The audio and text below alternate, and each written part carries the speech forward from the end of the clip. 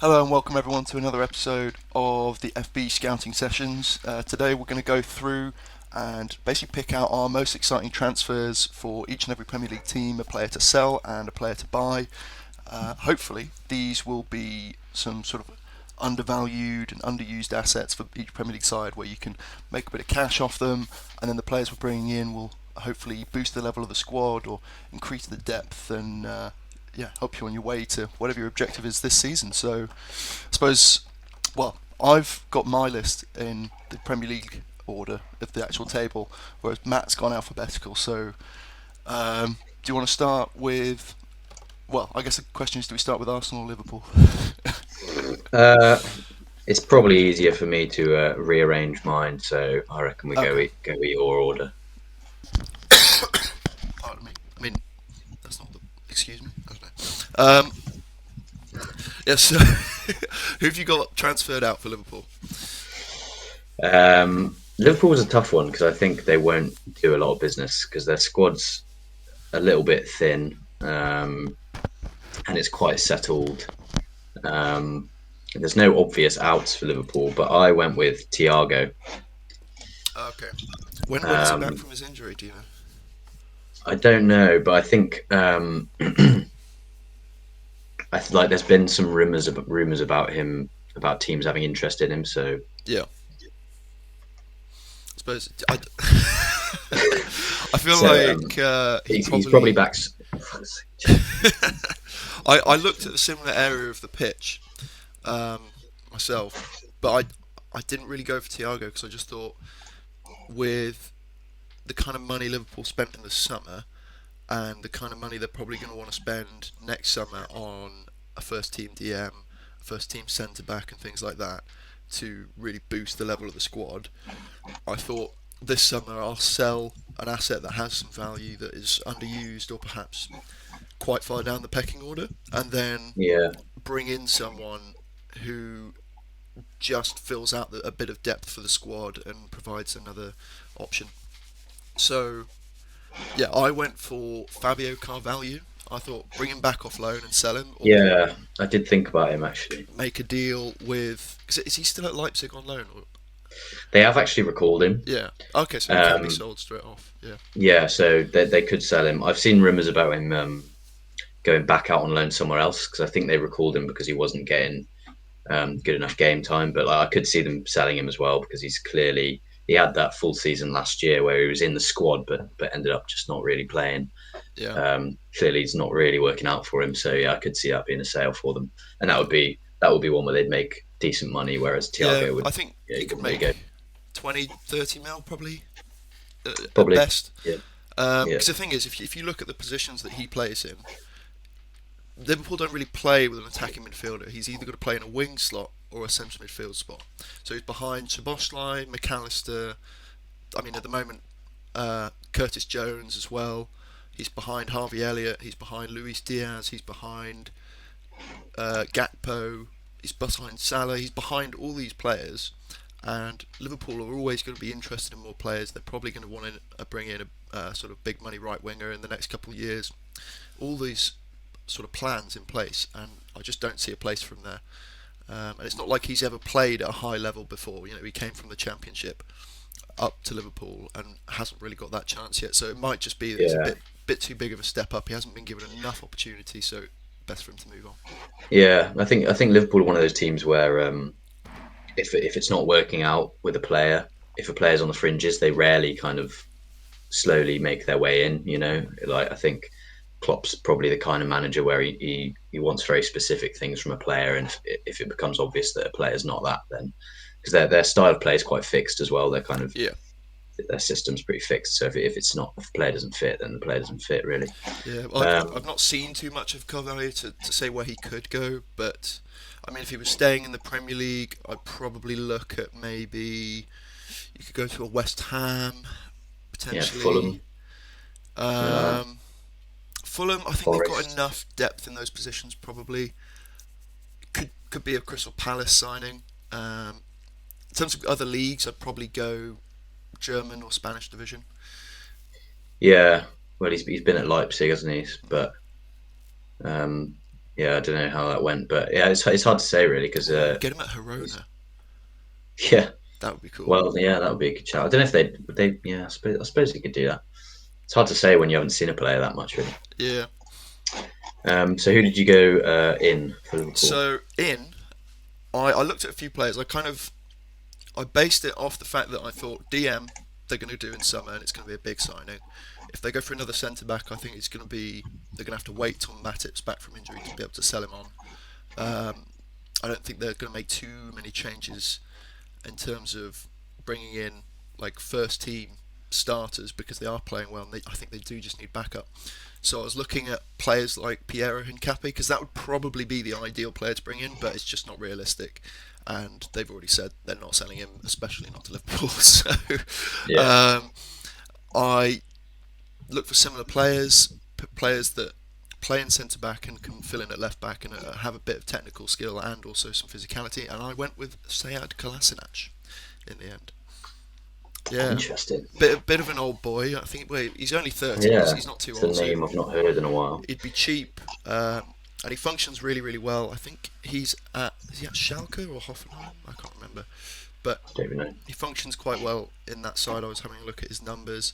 He's still getting a lot of progressive passes. He's holding onto the ball well, getting a lot of defensive actions in as well.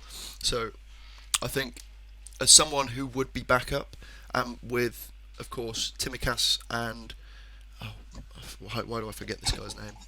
The Scottish left back that's really good that everyone knows his name. Andy Robertson. Andy Robertson. They're both coming back in February, so he can fill in that left back slot for a short while. I didn't want to bring in a whole new left back when there's already two there that are both coming back soon from injury that are of Yeah, decent quality.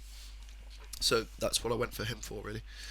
yeah. Well, the left back thing's interesting because they've recalled a young guy who was on loan in Scotland, I think, um, who they might use in the squad because they are really strapped at left back. But I think yeah, if they were to sign someone for that position, it would be like maybe a loan, maybe a kind of young backup kind of guy who can just fill in until they get the senior players back. Um, I went for a defender as well. Um, I went for Lenny Yoro. Oh yeah, good shout. He's obviously very young. Like they do need players at centre back. Um, they're lacking a bit of depth with Matip's injury. Yeah, He's very young, so if they brought him in, he wouldn't be expecting to play. Um, but yeah, he's the kind of centre back that they'd want. He's progresses the ball well, comfortable on the ball, good passer, etc. yeah. He's tall as well, strong. Yeah, He's got a lot to um, his game. Yeah, yeah. He's obviously like a really talented player, and I don't think he'd cost huge amounts of money.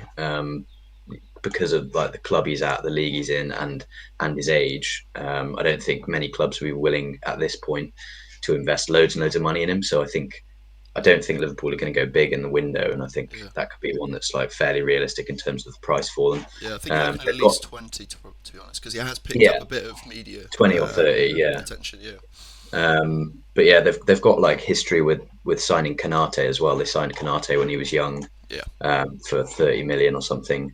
And it took him. He didn't go straight into the team. It took him a while to get settled, which would be a similar thing with Lenny Yoro, but that would just be a pretty yeah. sensible one for the future. So Is yeah, he 17? Isn't I think he's 18 he? now. 18. Oh, yeah. Turned 18 Because just he's recently. in that bracket. I think you've got that top bracket of young defenders in the world, which you can kind of fill with the likes of your Hincapes, Usman Diamonde, Andre Silva, Ignacio, like those young centre backs that are already performing at sort of almost Champions League kind of level, and then he's in that next bracket of on their way there, kind of look like they're going to Yeah. be that sort of level of, and quality of player and have that sort of prestige about them. So yeah, I see no reason why they couldn't get that done. To be fair, So doing Villa, Villa next, boy. yeah, I think we've probably got the same guy going out, Bertrand Possibly Traore. there was. Well, no, I went. Uh, I went Callum Chambers actually. oh yeah, I suppose. There were about three to choose from, weren't there? Really. Um, Yeah, you're looking at Dendoncker. You're looking at obviously Chambers, Yeah, and Dendonka, then Chambers, Traore. That's Traore. probably it, really. Yeah, I can't remember. Um, I think did I consider selling anyone else? I don't think I did. I don't think you'd want to. I think everyone Yeah, else has been in and around the squad and having minutes in other competitions and stuff. So same with Dendonka. I thought Dendonka, but then he has had the odd performance and he's not played badly. So I think he's one that's useful to keep around just in yeah. case of an injury crisis. So whereas Chambers has been really on the fringes. Same with Traore. Neither of them have played at all. So Yeah, well, yeah, you kind of have to have a little bit of added context because obviously we're doing this in, one out. Obviously, some teams are going to bring multiple players in, and you want yeah, multiple positions and things like that, and you might sell multiple players. But if I were going to pick one out of them, just because of his contract situation and the fact that I think he has had probably the least amount of game time of the three, and if Longley potentially goes and gets recalled from his loan, I think Chambers might be a good idea just to have him there just in yeah, case. maybe, yeah, So that's why ultimately I went with Traore. Where he could go, I think he's probably back to Turkey, somewhere like that. To be fair, even the yeah, Championship maybe. move, maybe. I think he's in terms of like funds for because Villa, what we've been doing is obviously with selling our young players and stuff. We've obviously been trying to get funds for FFP so that we can sign players. And Traore could still get a reasonable fee, I think, because he's not too old. Um, He'd he get about he did, five. yeah, 5-10 mil. He performed a couple of times for his last season. Like he performed quite well. Like he's still obviously a good player and he's got a lot in him. So I could see maybe a top championship team, maybe a Premier League team, like a Luton or someone like that. Yeah, it's just about the demand. 'Cause if there's not enough Burnley, demand for him, someone will just sign him on a free. yeah. Whereas if someone feels like they could really do with him right now, then we could get maybe a good 5 million for him. That's what I mean about a Premier League team, like a relegation team who are struggling to score goals, for example, and they need a bit of creativity. Yeah, Because he'd be so cheap, he's actually considering because he's been a fringe player for a while in his contract situation. Considering the quality of player that he is, he would be a really good deal for like 5 million for a team that's struggling to score goals because he is creative. yeah. He I just mean, makes stuff he's a happen. good shout for a Luton. To be fair, I quite like it. Um, in terms of players coming in, I Mm, think originally I did put Ceballos in because yeah, I think we both know we really want him, but I think if in a scenario where we only bring one player in, I'd bring in a right back. So I did scrub him off in the end. I did have Yusuf Fafana in there for a moment as well, just because he'd be a little bit more like for like with Kamara. Um, and again, talking about Ceballos, even if we don't have a like for like with Kamara, the combined defensive output of Dougie and Ceballos and their match intelligence and positional awareness would probably make up for it. But yeah. in the end, as I say, I did go with the right back, and it's a right back I've mentioned quite a few times for Villa. You might already know who I'm going to say. French league, Oh no, I don't know. Vanderson. Oh yeah, I Yeah, remember. very talented, all-round fullback, two-footed, very good in an attacking sense, good passer, good playmaker. Sorry, cat situation. All a cat situation, a feline emergency. Oh, right, do it again. Oh no, we just keep going. Yeah, he just offers so much in his all-round game. He's very defensively solid as well. Like if you look at his numbers, it seems like he's doing everything in that Monaco side. Mm. At least on FBref. I didn't actually look at his season statistics, but I'm sure they're decent as well. Yeah, so I just thought, what better option? Because if you want to bring him in and start him straight away, I think he will quickly prove his value and be worth it. I think he is reasonably tall as well. I think he's around 5'10", 5'11". So he's not a small player either, and he can probably adapt to the Premier League quite quickly. He can play in the inverted role. He could be he in that sort of midfield slot. He could sit back and defend when he needs to, and I think he could be a great overlapping player as well. So he kind of provides a mixture of the things that Cash is trying to provide, but just isn't quite at the technical level yet. Yeah, yeah, I think that's a good shout. I went for midfielders. To be fair, I think this is like recency bias has been swayed by our performances without Kamara. I think obviously right back is a priority as well. They're kind of equal on the priority for me. But I think right back we're a little bit better adept to deal with it just because Konza's been filling in there and he's been really useful. Whereas Yeah, Kamara, we've not really got anyone. So I couldn't really settle on someone. I thought about Ceballos. I looked at his season so far, and he has been very much on the fringes of the Real team. He's been always in the matchday squad, but quite often not coming off the bench. He's had yeah. 9 appearances, no starts. So I thought Ceballos is definitely an option.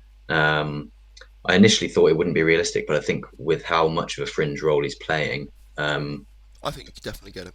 yeah, I think especially with our position in the league, like he'd be interested in the move. I think so. Ceballos was one. Matt O'Reilly was one. Um, I've actually got him for another because team. yeah, I think I do as well. Honestly, um, yeah, he's just like clearly a very good player. Again, realistic one because he'd be affordable. He's quite diverse as a midfielder. The only thing with him is he's a bit he's a bit more of an offensively minded player than Kamara. But he is very versatile. Like he can do it defensively. He's got a pretty good all round skill set. Yeah. But I don't know whether like in January you want a player who's coming in and he's improving the squad immediately. And I don't know whether O'Reilly would be a bit of an unknown as to whether he can do that Kamara role effectively. Oh, yeah. He's far more a kind of player that would play in the sort of McGinn, Ramsey kind of roles. I wouldn't see Yeah, him that's as the a thing. defensive mid at all. Um, Well, I whereas, think he's got the skill set to be capable of it. It's yeah, just it's just like that's the role he's been playing. So, I kind of but see. Sorry, you go ahead. well, it's just like he has got a good all round skill set, and he is defensively adept. But I think yeah, the role he's been playing has been a more attacking one. So when you look at him statistically and you watch him play, you think he is a more offensive midfielder. I think he's probably got it in him to play that defensive role a bit better, but you don't want it to be like a McGinn situation where when you put him in a deeper role, he's okay, he's effective, but he's hampered. You know. Yeah, I think the difference between going for a Matt O'Reilly and a Ceballos for me is while perhaps they might give you similar output if you put them further forward and they might have similar skill sets, I think Ceballos just has so much more maturity to his game and match intelligence, kind of like a Bernardo Silva. I'm not saying he's on that level of technical ability, but you know he's got a very good skill set, and that maturity and that match intelligence just allows him to follow instructions to the T a little bit better and just play a role he needs to within the side, whatever Emery tells him. And I think he could do that in a number six role. Yeah, that's Whereas, the thing is that, like I said, yeah, you want January signings to just have an immediate impact, whereas O'Reilly would be a bit of an unknown. Ceballos, you know that he's gonna slot in whatever position you need to put him in, and he's got the experience to be effective. So, yeah, O'Reilly was one, but I think Ceballos is a better shout. And then I had one kind of a weird choice, which was Baroneccia, who oh, is the a winger. Juventus player, but he's on loan at Frosinone. Is this the But winger, the he's Spanish guy from originally Real no, Sociedad? he's Italian. Oh, No, Argentinian. Sorry. He's a Juventus kind of academy product, I think. Um, he's on loan at a different Serie A club, but basically I picked him because he's 22. He'd be a great signing for the long term, and he looks kind of ideal for the Kamara role. So when I was thinking, he's probably slightly less realistic because I don't know how invested Juventus are in him. You know, sometimes you have a young player and the team's really trying to develop them. Sometimes it's like then on the fringes a bit more. I don't know how involved he is at Juventus. yeah, He's on loan this season, um, but just in terms of the type of player he is, he'd be ideal to come in for Kamara, and he, yeah, he is quite diverse as well as a player, so he could play yeah, in Dougie's position as well.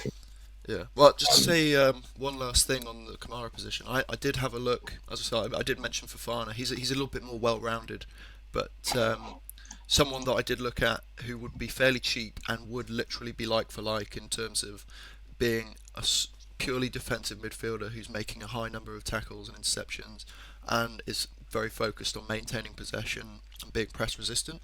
Julian Weigl out of Mönchengladbach.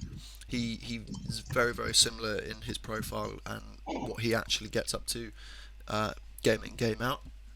So Mm. if you did want someone to just slot in who is just of a higher caliber than Dendoncker, I think that would be a good option. But enough on Villa. Let's move on to Manchester City. I think there's Manchester probably City. players out. You're probably looking at the left back Sergio Gomez, or in my opinion, underused, fairly valuable asset Calvin Phillips. Yeah, Phillips is the obvious one. I've Yeah, gone with Phillips. There's a lot of stuff swirling around about teams interested in him, which is no surprise because he's like still a good age. He's not played, but he's obviously still a quality player. Um, where do you what think kind of? he'd go? Yeah, well, I've actually got him transferring to another Premier League team, so I won't say them in this, just so I can actually talk about Okay, it when it comes up. I might have put him in for an in But somewhere else. I can't remember. I mean, you could see him at a number of different Premier League clubs. To be fair, that that Yeah, wouldn't be beyond him at all. I mean, if someone like Real Madrid were to sell Ceballos, they might bring him in just as a sort of cheap guy who is going to be defensively solid, and they yeah. know he That's the has thing with him quality. is when I was thinking about where he could go, I don't have a clue how much City would want for him. Really, it's a hard one because they obviously paid quite a lot of money for him.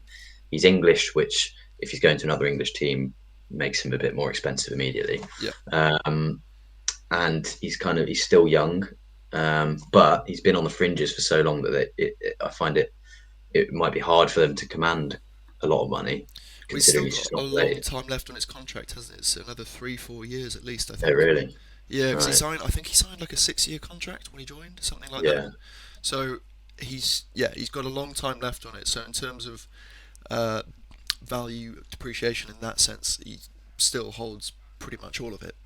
So it could be a difficult deal to get over the line, but I just think City, if they do want to get rid of him, they'll find a way. They'll be reasonable. Yeah. That Yeah. I mean, they've sold so many of their squad players to other Premier League teams for perhaps fees that you might think, oh, you could have got more than that.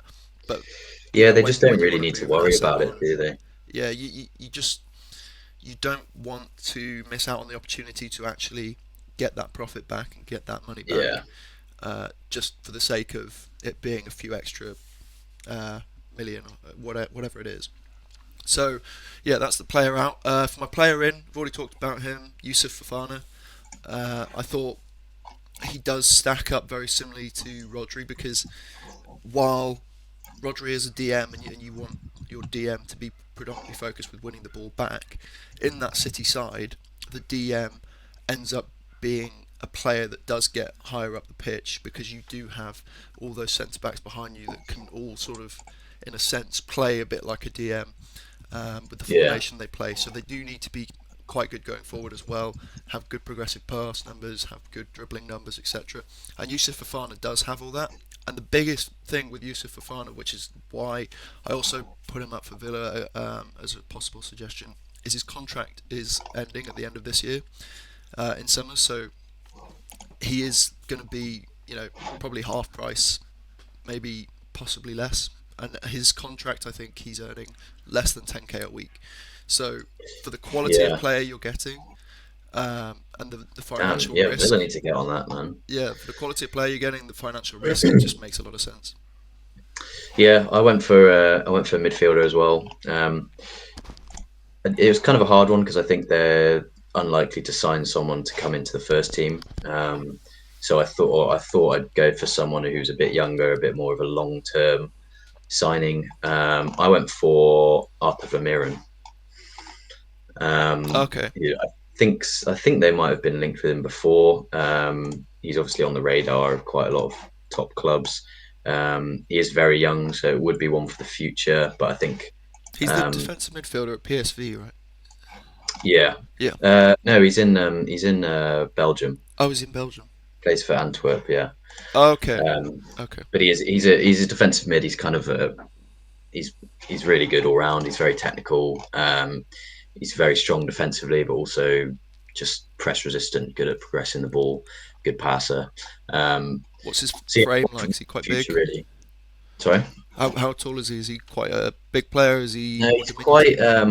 he's quite nimble. He's an interesting one because I was thinking I think Rodri's obviously so settled in that position. I don't think he'd be a kind of Rodri replacement. He'd be more of a Gundogan replacement. That was kind of what I was thinking. Okay. Is that the one thing they've been missing is a kind of box to box kind of player.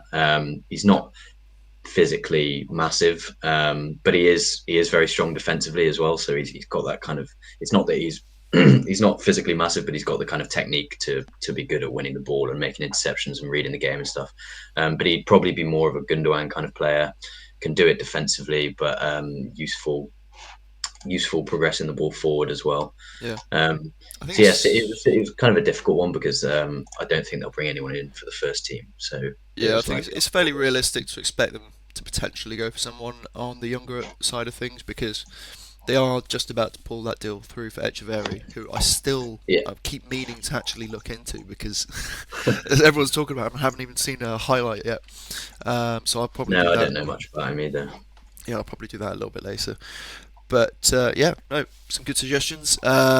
Moving on to Arsenal, I Arsenal. I think there's a really good shout here for Emil Smith Rowe because Mm, he's a player that has performed to a high level. I mean, what was it just a year ago, if that, we were offering 50 for him. yeah, Well, actually, no, it was a bit longer than that, wasn't it? Because we just it lost was Grealish like at the time, year and a half, something like just that. over a year. Yeah, Yeah, he's still a good asset. He's fairly young, English, and he's just too far down the pecking order in that Arsenal side. Like I understand wanting depth and wanting multiple good players in each position, but he's not getting into those attacking mid roles, and he's not getting into those wing roles because he doesn't play off the right. And they have, two or three left wingers. They've also got multiple players out on loan, young players coming up as well. He's just kind of trapped in the middle of first team regulars and youth players, and I just think he deserves an opportunity to play somewhere and show his talents on a regular level. yeah. Regular, He's a yeah, bit of a tough one. I think he's one of them where like from what he's shown at Arsenal. I don't know whether it was start of last season or maybe the season before, but there was a period where he was well in and around the first team and he was playing well. But he's just had like constant injuries and stuff, hasn't he? And now it's been so long that they've signed players like Trossard, and like you say, it's kind of just got too congested in terms of competition. And he's not played for so long that it probably is time he got out because he's still really yeah. young and he's still got a bunch of potential. Yeah, it's a good shout. Where do you see him going? Well, again, he's a player that I have got going to another Premier League side, so I won't actually say them. But Okay. if we were talking about a more typical transfer window where you're signing and selling multiple players. You could see him at Villa. You could see him at Crystal Palace. I could see him perhaps maybe West Ham. Somewhere like that. A Mm, kind of team that's looking for a bit of creativity. They've got perhaps not super high amounts of depth in their attacking midfield wing positions or quality. So somewhere like that. I have picked one of those sides, but not ones I've just mentioned. So you'll have to wait and see. okay. Um, so yeah, that's where I So think. I went party out um, Fair just enough. because he's been on the fringes. He's not been playing.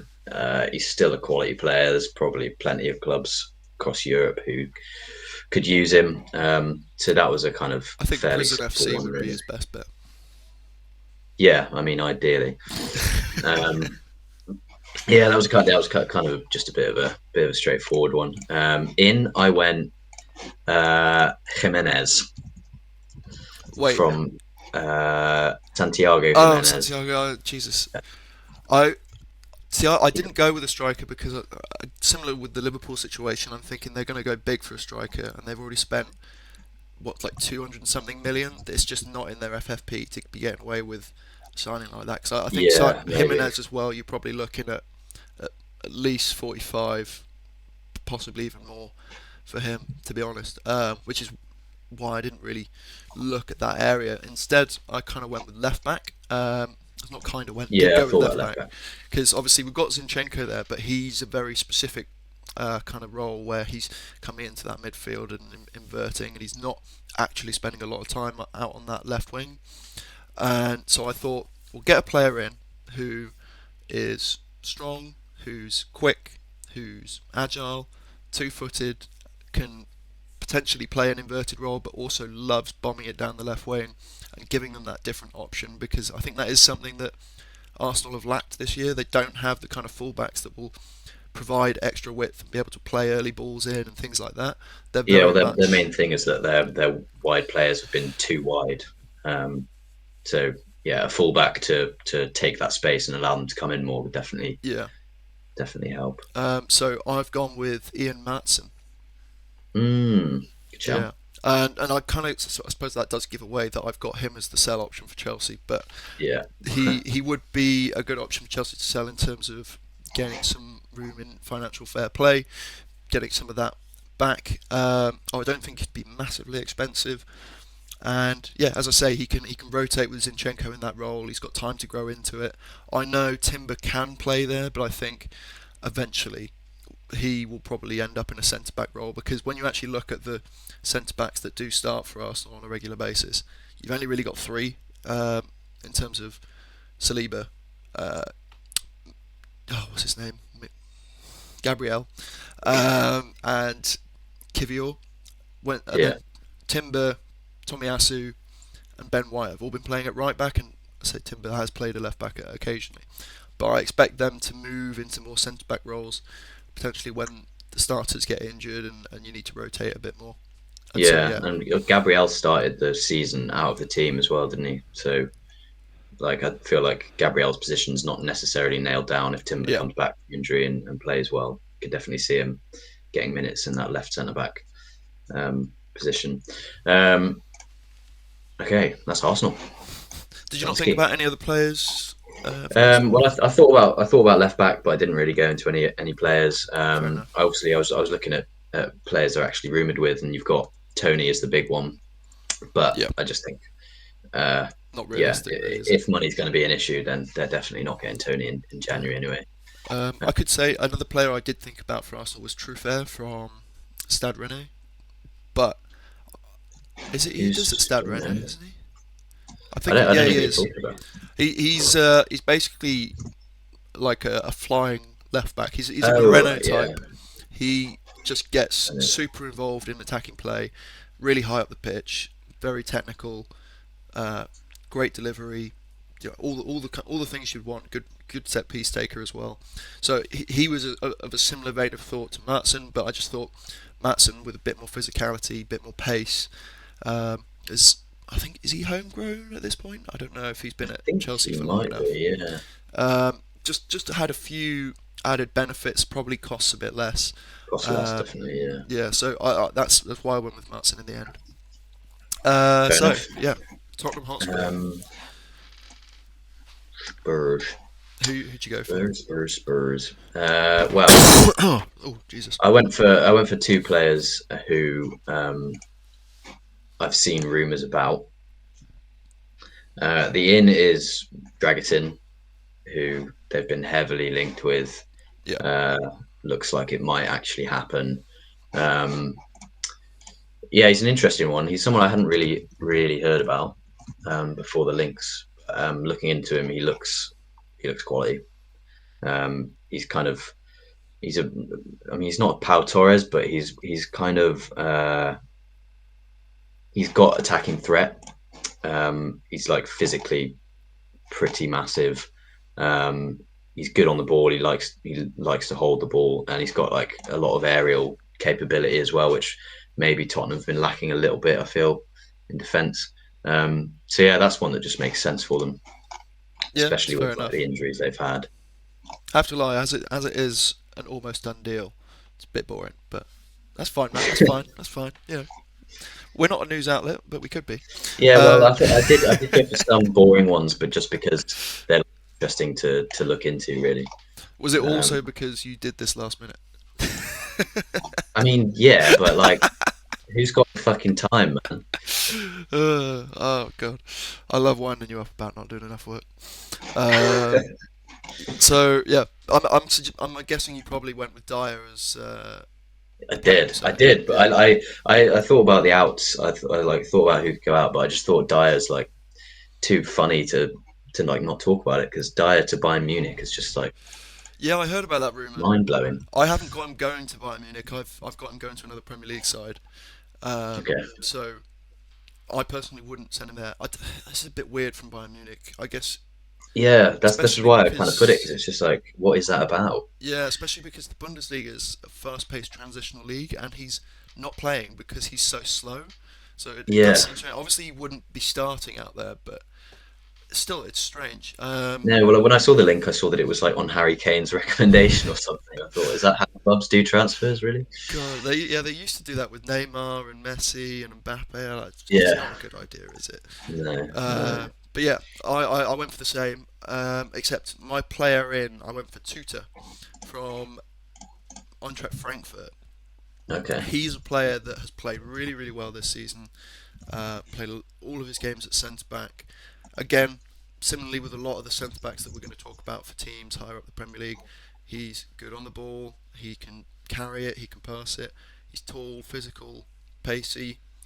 Everything you need. Relatively young. So yeah, it just made a lot of sense for me. He probably would cost you at least 25, 30, but I think Spurs have the money for that.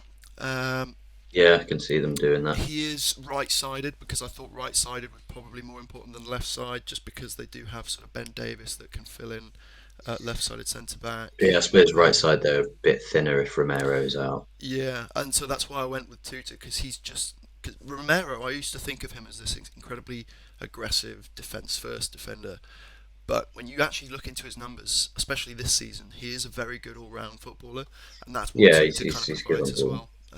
Yeah. So yeah, that was my suggestion. So I guess West Ham. This is an interesting one. West Ham. I found what I thought was a bit of a gem in terms of selling for West Ham. Um, Okay. I think you probably came across him as well, Maxwell Cornet. I think I thought about him, yeah. yeah, you can get I think you can get easily 20 for him, and he's Probably. played I Yeah. think one game. I don't even know if that was a start. If he's even played one game, I can't remember. I just remember looking at it and thinking, right, well, obviously you're not using him. Get him out of the club. And of course he is versatile as well. Did I? Oh, I did transfer him within the league, so I won't say exactly who that was again.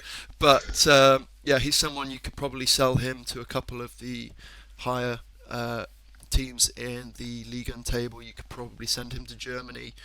You could potentially, as I say, get away with a couple of lower Premier League sides, things like that. So I think there's definitely a market for him, but Yeah. it's just whether anyone actually comes in for him in real life. Yeah, good shout. I went along the same lines. I did think about Cornet, but I went for Ben Rama.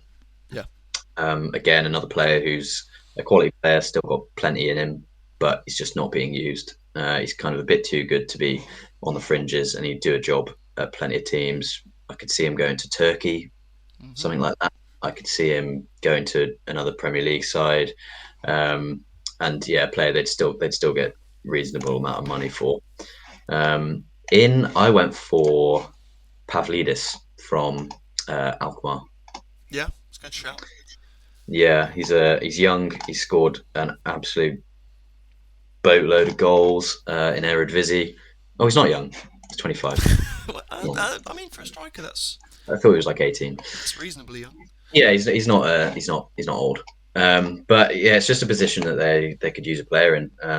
Michael Antonio has been, I don't know whether it's Injured. injury problems with Yeah, him or injured whatever. and shit. Yeah, he's kind of just fallen out of favour. They used to rely on him heavily, but he's fallen out of favour. They're using Bowen at striker, and he's been doing brilliantly. But like ideally, you probably want, especially with Moyes being a player, a manager who likes a physical striker up there. Pavlidis is quite tall, he's quite physical, and it would allow Bowen to kind of take that second striker role that he probably is better in. So yeah, Yeah, I I think kind of Pavlidis would considered be a the great striker shout. role. I did recognise that it is a bit of a pain point for West Ham, but on a similar vein of thought to sort of Arsenal, I I did think they have brought in a few players. I'm not sure because obviously they did sell Rice, so I'm not sure what their FFP is looking like. They probably do have a little bit of room, but then I kind of saw how many attackers they've got. They've still got Ings, Bowen can obviously play there. I Mm, think you Kudus could do a job in like a false nine role, and as much as he's been injured and shit, when Antonio does play and is on form, he does do a job for them. So I think for the rest of the season, I thought that they're probably okay for a striker, and they can go big in the summer. So I went for a midfield role because you've got Suchek and Alvarez, which are your two starting DMs. After that, you haven't really got a proper DM. You've got the likes of Coventry and Scarles, who are two young players that can play in and around the sort of number 6, number 8 roles, but we really haven't seen enough of them to say that they're Premier League quality. Other than that, in your number 8 roles, you are looking at Ward-Prowse, Paqueta, and then that's kind of it. So in central midfield, they are looking quite thin. So that's where I focus my efforts. And we have mentioned this player already. I went for Matt O'Reilly. I think Mm. he I'm not sure if he was born and raised in London, but he came through Fulham's academy. So it would be the kind of environment he's used to. I don't think it would be an issue transitioning to come live in London. He's got all the attacking attributes that you'd want. He's a fairly tall, physical player as well. So he'd provide a really, really good backup to Ward-Prowse, or potentially even someone who could come in and play alongside him and Paqueta if you wanted to play like a five-man midfield. And I just thought, price-wise, it's probably not out their range either. No. In terms of the culture of the club and the kind of places they go to sign players, I don't think it would be outside of their scouting network either. So, yeah, I thought it was quite realistic and a good option. Yeah, that's a good shout. I think I like that. Who's next in the table? I don't even know. Is it Brighton? Yes, Brighton. Brighton's quite a hard one, especially in terms of outs, because they're sort of quite happy to sell players if they get the right price for them. But at the Yeah. same time, the squad's quite thin. They probably don't actually want to in January anyway. Yeah, Uh, there's multiple options of where you could go here. Selling wise, of course, I didn't see much either. I ended up going with Welbeck just because of his age, and the fact that João Pedro and Ferguson have taken the majority of the striker minutes, I think, this season. yeah, And João Pedro has been the better of the three. Ferguson does show probably the highest ceiling of the three, so it just made sense for me to move him on. In terms of bringing players in, I think long term, their biggest area of need is a really good quality, like European quality DM. But I wasn't sure how realistic a January signing that is, and there's probably another area of the squad that's more of need than the midfield right now, which is fullback. Of course, Pascal yeah, Gross can fill in there, but they only have one dedicated right back at the moment in Tariq Lamptey. He's not been great for a long period, and he's had a lot of injuries. So I just thought, bring someone in who's kind of a mature player, not a young player, someone who can come in and do a job all the way up the right hand side, someone a bit like Solly March, for example. And I went for the German Solly March in Mitchell Weiser. Yeah. Mitchell Weiser. Do I know anything about Mitchell Oh, Weiser? well, he came. I'm pretty sure he came up through the Dortmund academy, and then played at various Oh, clubs in I Germany. know. Yeah, Yeah, yeah. uh, He could be a very Brighton signing. Could see yeah, that. that's kind of what I thought. A kind of undervalued asset in a league that's perhaps not getting as much attention as leagues like the Premier League. So he could come in, play right back, right wing back, right mid. He's got a great delivery. He's good on the ball. He's not going to blow anyone away and sort of dribble past everyone on the team. But he's just that kind of Brighton player who can come in, follow instructions, fill a sort of functional role within that side, and help provide extra depth. Yeah, it'd just be a straightforward kind of utility, Yeah. practical signing. Yeah, out. I struggled with as well. I had Welbeck. Same reasoning really. It's just a player who's a little bit on the fringes and still could be useful somewhere else. I thought about Ferguson as well, just because As an out. like yeah, just because of the a player with that potential is always going to have interest. But realistically, I don't think it will be a January thing. It will be a summer thing. But like I said, they are always willing to sell players if they get the right price. Yeah. Yeah, there's a lot of teams who are after a striker. There's not many strikers in the world who have the kind of physical and technical capability that he does, playing in that in that straightforward number 9 role. So he's a player that a lot of teams will be interested in the future. But yeah, January might be just too soon for him. But at the same time, there's teams like Chelsea in the world who Yeah. Did have a you load of money did you end up and going need for Ferguson strikers. then? Um, I think if I was to go realistic, I'd go Welbeck, but I Yeah. could. But yeah, the more interesting choice is Ferguson, really. But I don't know whether that would actually happen.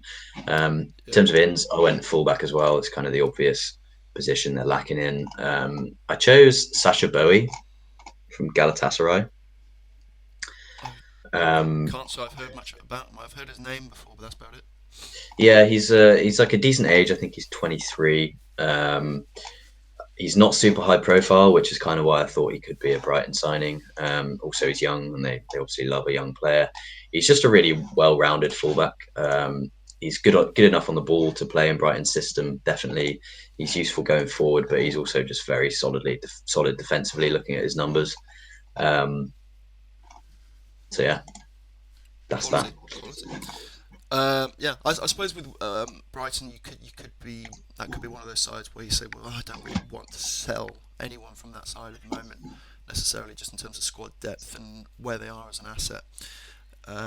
But yeah, Welbeck is probably up there if you are Yeah, looking that's to why get it's a hard something one around. because you look at their squad and it's players they've signed recently. It's players who are young who they signed for the long term. It's not like last season they had quite a few standout young players who had really come into their own in the first team, whereas their team feels a little bit more unsettled this year, and they haven't got those youngsters who've come out of nowhere and blown everyone away. There's not quite so many obvious kind of players that teams are really going to be buzzing around. So yeah, and yeah, their squad's quite thin anyway, so it is kind of one of them where you think, are they actually going to sell anyone really? Yeah, I think similar situation with United in terms of where they've got depth, where the players are. Everyone's kind of underperforming to the same level, and it's like, where is the sellable asset here that they don't kind of need to keep in hopes that they come good?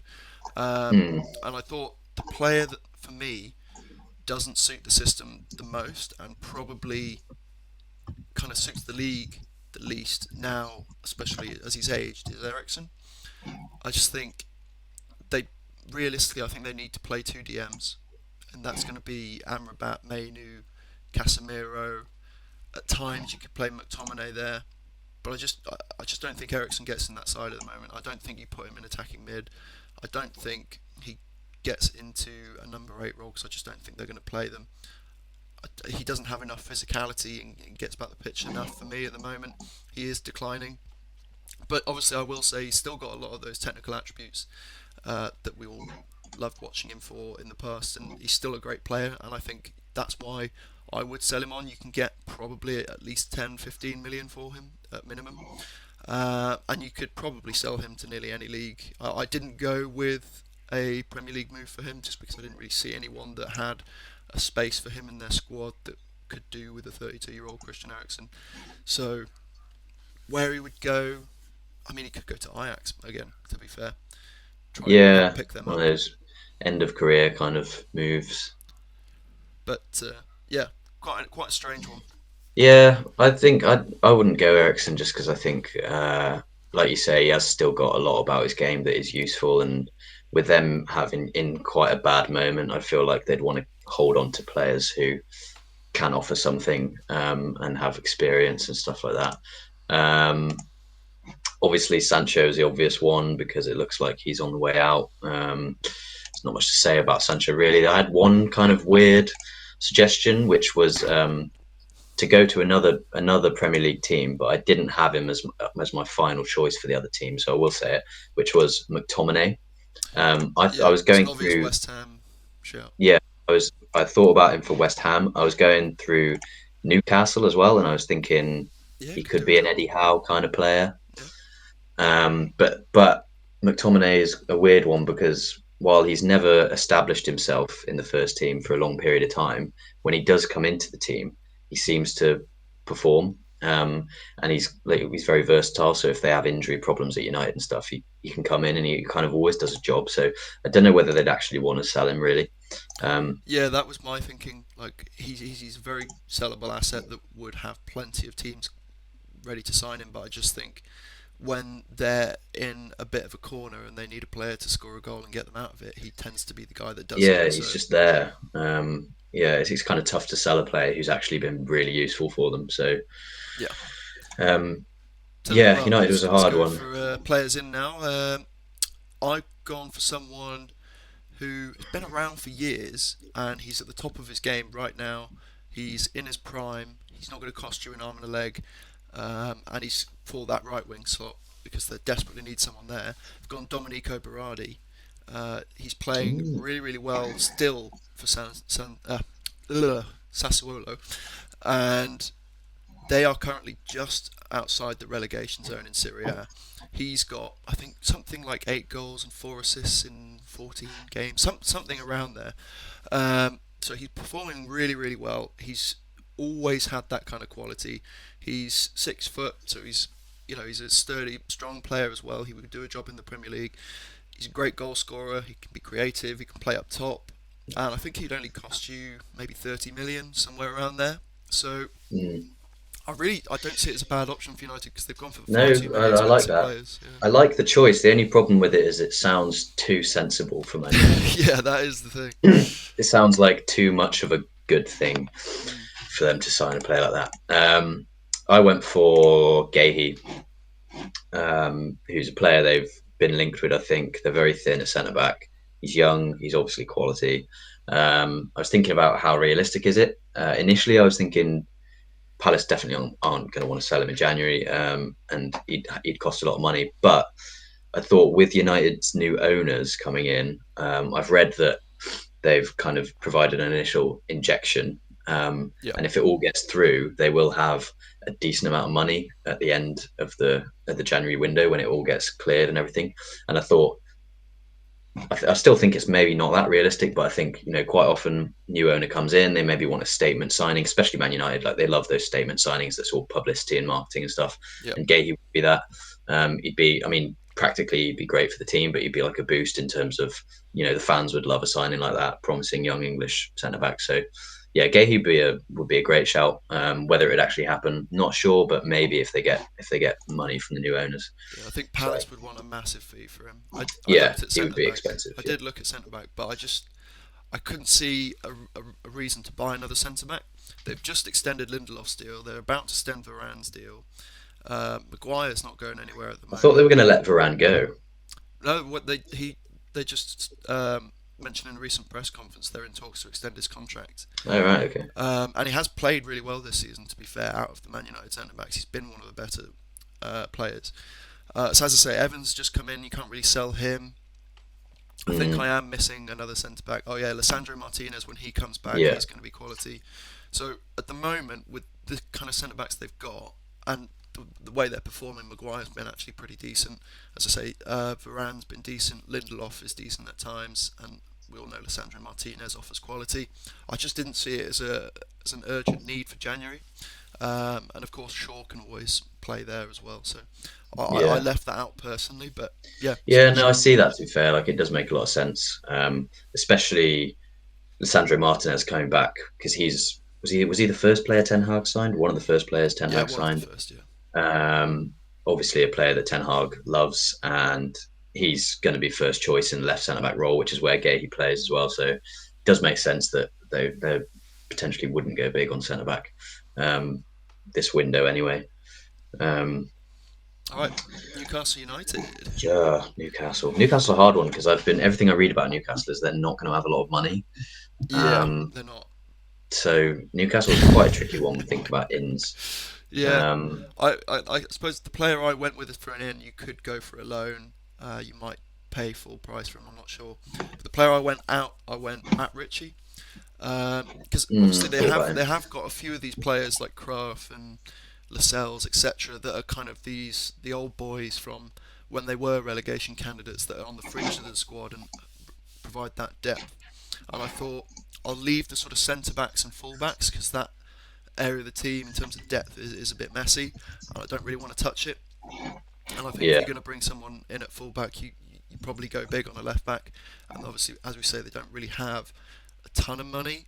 So yeah, Matt Ritchie went out because I think they've got a reasonable amount of winger and attacking depth and midfield depth. So he's just not of the quality anymore.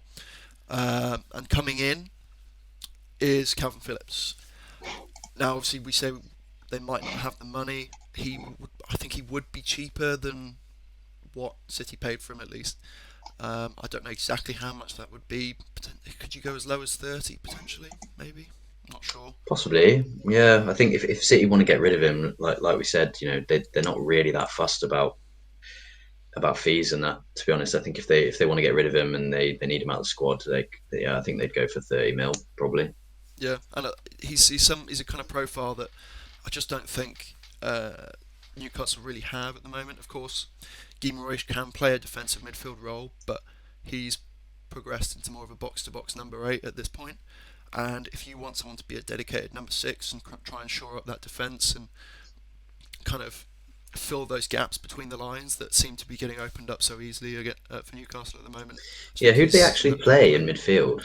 Well, it's kind of a mix of Joe Linton, Miley, and Guimaraes, and none of them are sort of Yeah, I dedicated number suppose they had 6. Tonali, didn't they? So they probably do want another Yeah, and kind he's of going to be out all all-round year. defensive Um, midfielder. and again, he's not a dedicated number 6 either, and that's Yeah. what Phillips would provide. And yeah, again, homegrown as well. Probably wouldn't cost an arm and a leg, so I think it's a good option for them. Yeah, I went Phillips as well. Like I said, I thought about McTominay could also be an option, and Aaron Ramsdale, because Pope's injured, but I think Ramsdale would be expensive and he'd be like long term first choice keeper, whereas they've still got Pope and Ramsdale's not a huge upgrade, if an upgrade at all on Pope. So Yeah, uh, yeah, I think I'd go Phillips in as well. Out, I kind of went along the same lines. I went with Ryan Fraser, yeah. who is currently on loan at Southampton. Um, but I thought if they wanted to recoup funds, they could, like we've seen Villa recall Finn Azaz and then sell him to another team. I thought if they needed money, Ryan Fraser could still do a job either at a Championship club or at a Premier League team. Um, I want to actually so mention quickly as well. Before I put Phillips, I did actually have another player in there who is an underperforming side in Liga and who has a lot of quality to his game, an all-round player. I did have Maxence Kakare in there. I think you could okay, probably get him for a similar fee, potentially even lower, given how Lyon have played this season, where they are in the table, and just the nature of the yeah, French league. So I think, yeah, that's another good option, but ultimately I went with a more familiar talent. Should we move yeah. I on? think like Eddie Howe is a kind of Yeah, familiar talent kind of a guy, isn't he? I think. yeah. Um, so then Newcastle, who's below Newcastle? We're on Chelsea. So, yeah, Chelsea. we already know I've gone Martson, so Yeah, I thought about Martin for the out. I went for Gallagher just because I think it's an interesting one to talk about. Um, Kind of bizarre that he's even linked with being moved away. But they would get a lot of money for him, and it seems like they're in this bizarre situation where, for some reason, they still need to sign players, even though they've signed thousands of them. they don't need to sign Um, players. I considered just putting no, NA as signing players. yeah, yeah. Honestly, I was like, come on, they don't need anyone else. But yeah, for some reason they still want to sign players. FFP is a problem for them, obviously, Mm. and Gallagher is if they wanted money, Gallagher would be their prime asset to sell for FFP because they get like 100% of it or whatever because he's English and homegrown, and because he's played quite well, he would get a decent fee, I think. But then he's captained them this season in several games, and he's played well. So it's like, how are they even? It's just ridiculous that they're even Yeah, I think thinking about selling him. when you look at their squad, he's probably been in their top 3 players this season. So I think so. Yeah, he's been standout as far as their yeah, their team. that's why I personally didn't go for him. I just like in the way that team's playing, you need those core squad members who, especially who come Absolutely. from the academy, that are carrying the team at the moment. To get rid of him right Yeah, now, I think would be nigh on I think, yeah, no, I catastrophic. agree. I think it would be madness. And I think if it was up to Pochettino, if they were a club that gave the manager more influence, I don't think he'd be anywhere near selling him. Yeah. But they are the kind of club where it's just above the manager's head, probably. So, yeah, I kind of hope it doesn't happen because it would just be like, ugh, it would Well, I just be kind of hope it depressing. does and that he goes to Villa, but Yeah, we did talk man, about I this think I kind think of. Emery would like him. I think Yeah, Emery would like him. we did talk about this back, I think, when we were looking at a potential summer rebuild, and even in January before we were interested and even linked with Gallagher, and I still would take him to be fair. Mm, But yeah, moving on to the in player, I've kind of very much taken into account FFP, and I've taken into account the fact that this isn't probably going to be a long-term solution, and they're going to need someone to come in and perform right away, which is why I've gone with Ben Yedder.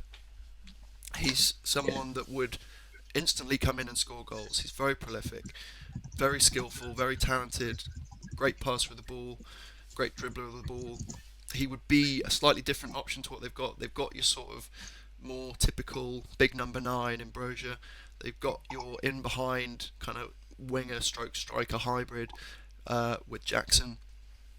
And of course, they've got other strikers and attacking players that can kind of do a job. But he would come in and be this sort of false nine that when they're in these tricky situations where they're trying to break down a low block, he would be the guy that's going to nip in and out of those little pockets in the box, take a quick touch and get a quick shot off, and Mm. probably score you a good 7 to 10 goals for the rest of the season. Yeah, good shout. I went striker as well. I went for Santiago Jimenez again, Yeah, same as Arsenal, because they're both teams that are struggling to score goals sometimes. They're both teams that need a striker. Um, he's obviously doing brilliant. He's going to have loads of interest. He's one. He's probably more realistic for Chelsea just because they tend to spend more money and make ridiculous signings. And if they did sell Gallagher, um, they probably have the money for him. I think. I don't know. I think FFP wise, they're looking to sell and not buy. Realistically, to comply. Um, Yeah, but I mean, no one's actually got access to their books other than themselves, so we don't really know. But it's definitely a good shout. yeah. I mean, it's yeah, it's hard to know with FFP. You can't really take it into account too much because yeah, you just don't have a clue. But yeah, yeah. Again, with him, same with Arsenal. Really, I don't know if it would be super realistic. It would definitely be a player they'd be looking at. Definitely be a player that would be very useful for them. But very much depends on financial situation, really. Yeah. All right, let's go on to Wolves. This was a weird one for me in trying to find Ooh. someone to sell because they had reasonable depth all over the squad, but nowhere that they had sort of too much depth. Uh, a lot of decent young players or players that were kind of aging but still really important to the squad. So I couldn't really put my finger on someone who I definitely wanted to get rid of. But I did find someone in the end who is just an underused player in the centre backs who he doesn't get much game time. He's just not quite of the quality to start week in week out, and you could get a decent fee for him, not in the 20s or 30s, but I think you could certainly get around 10 million. Santiago Bueno. Um, yeah, No, the yeah, fact that I didn't even know who he was when I was looking through their squad, I was like, yeah, this is the guy. Potentially related to Hugo Bueno, maybe I don't know, probably not, but God knows. yeah, just hasn't played. That's about it. Don't know much about him. Hasn't played. Get rid of him. There's really not much more you can say. Yeah, I went for a similar logic. I went for Kalajic, uh, who's a striker who Can't he's agree been with there a that. few years. Hmm? I was just saying I can't agree with that. Really?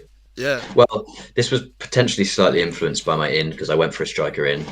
Um, same. Yeah, so yeah, I thought if they're going to get a striker in, the striker's probably a position they'll be looking at getting a player in for. And if they are going to get a striker in, I think Kalajic is already on the fringes.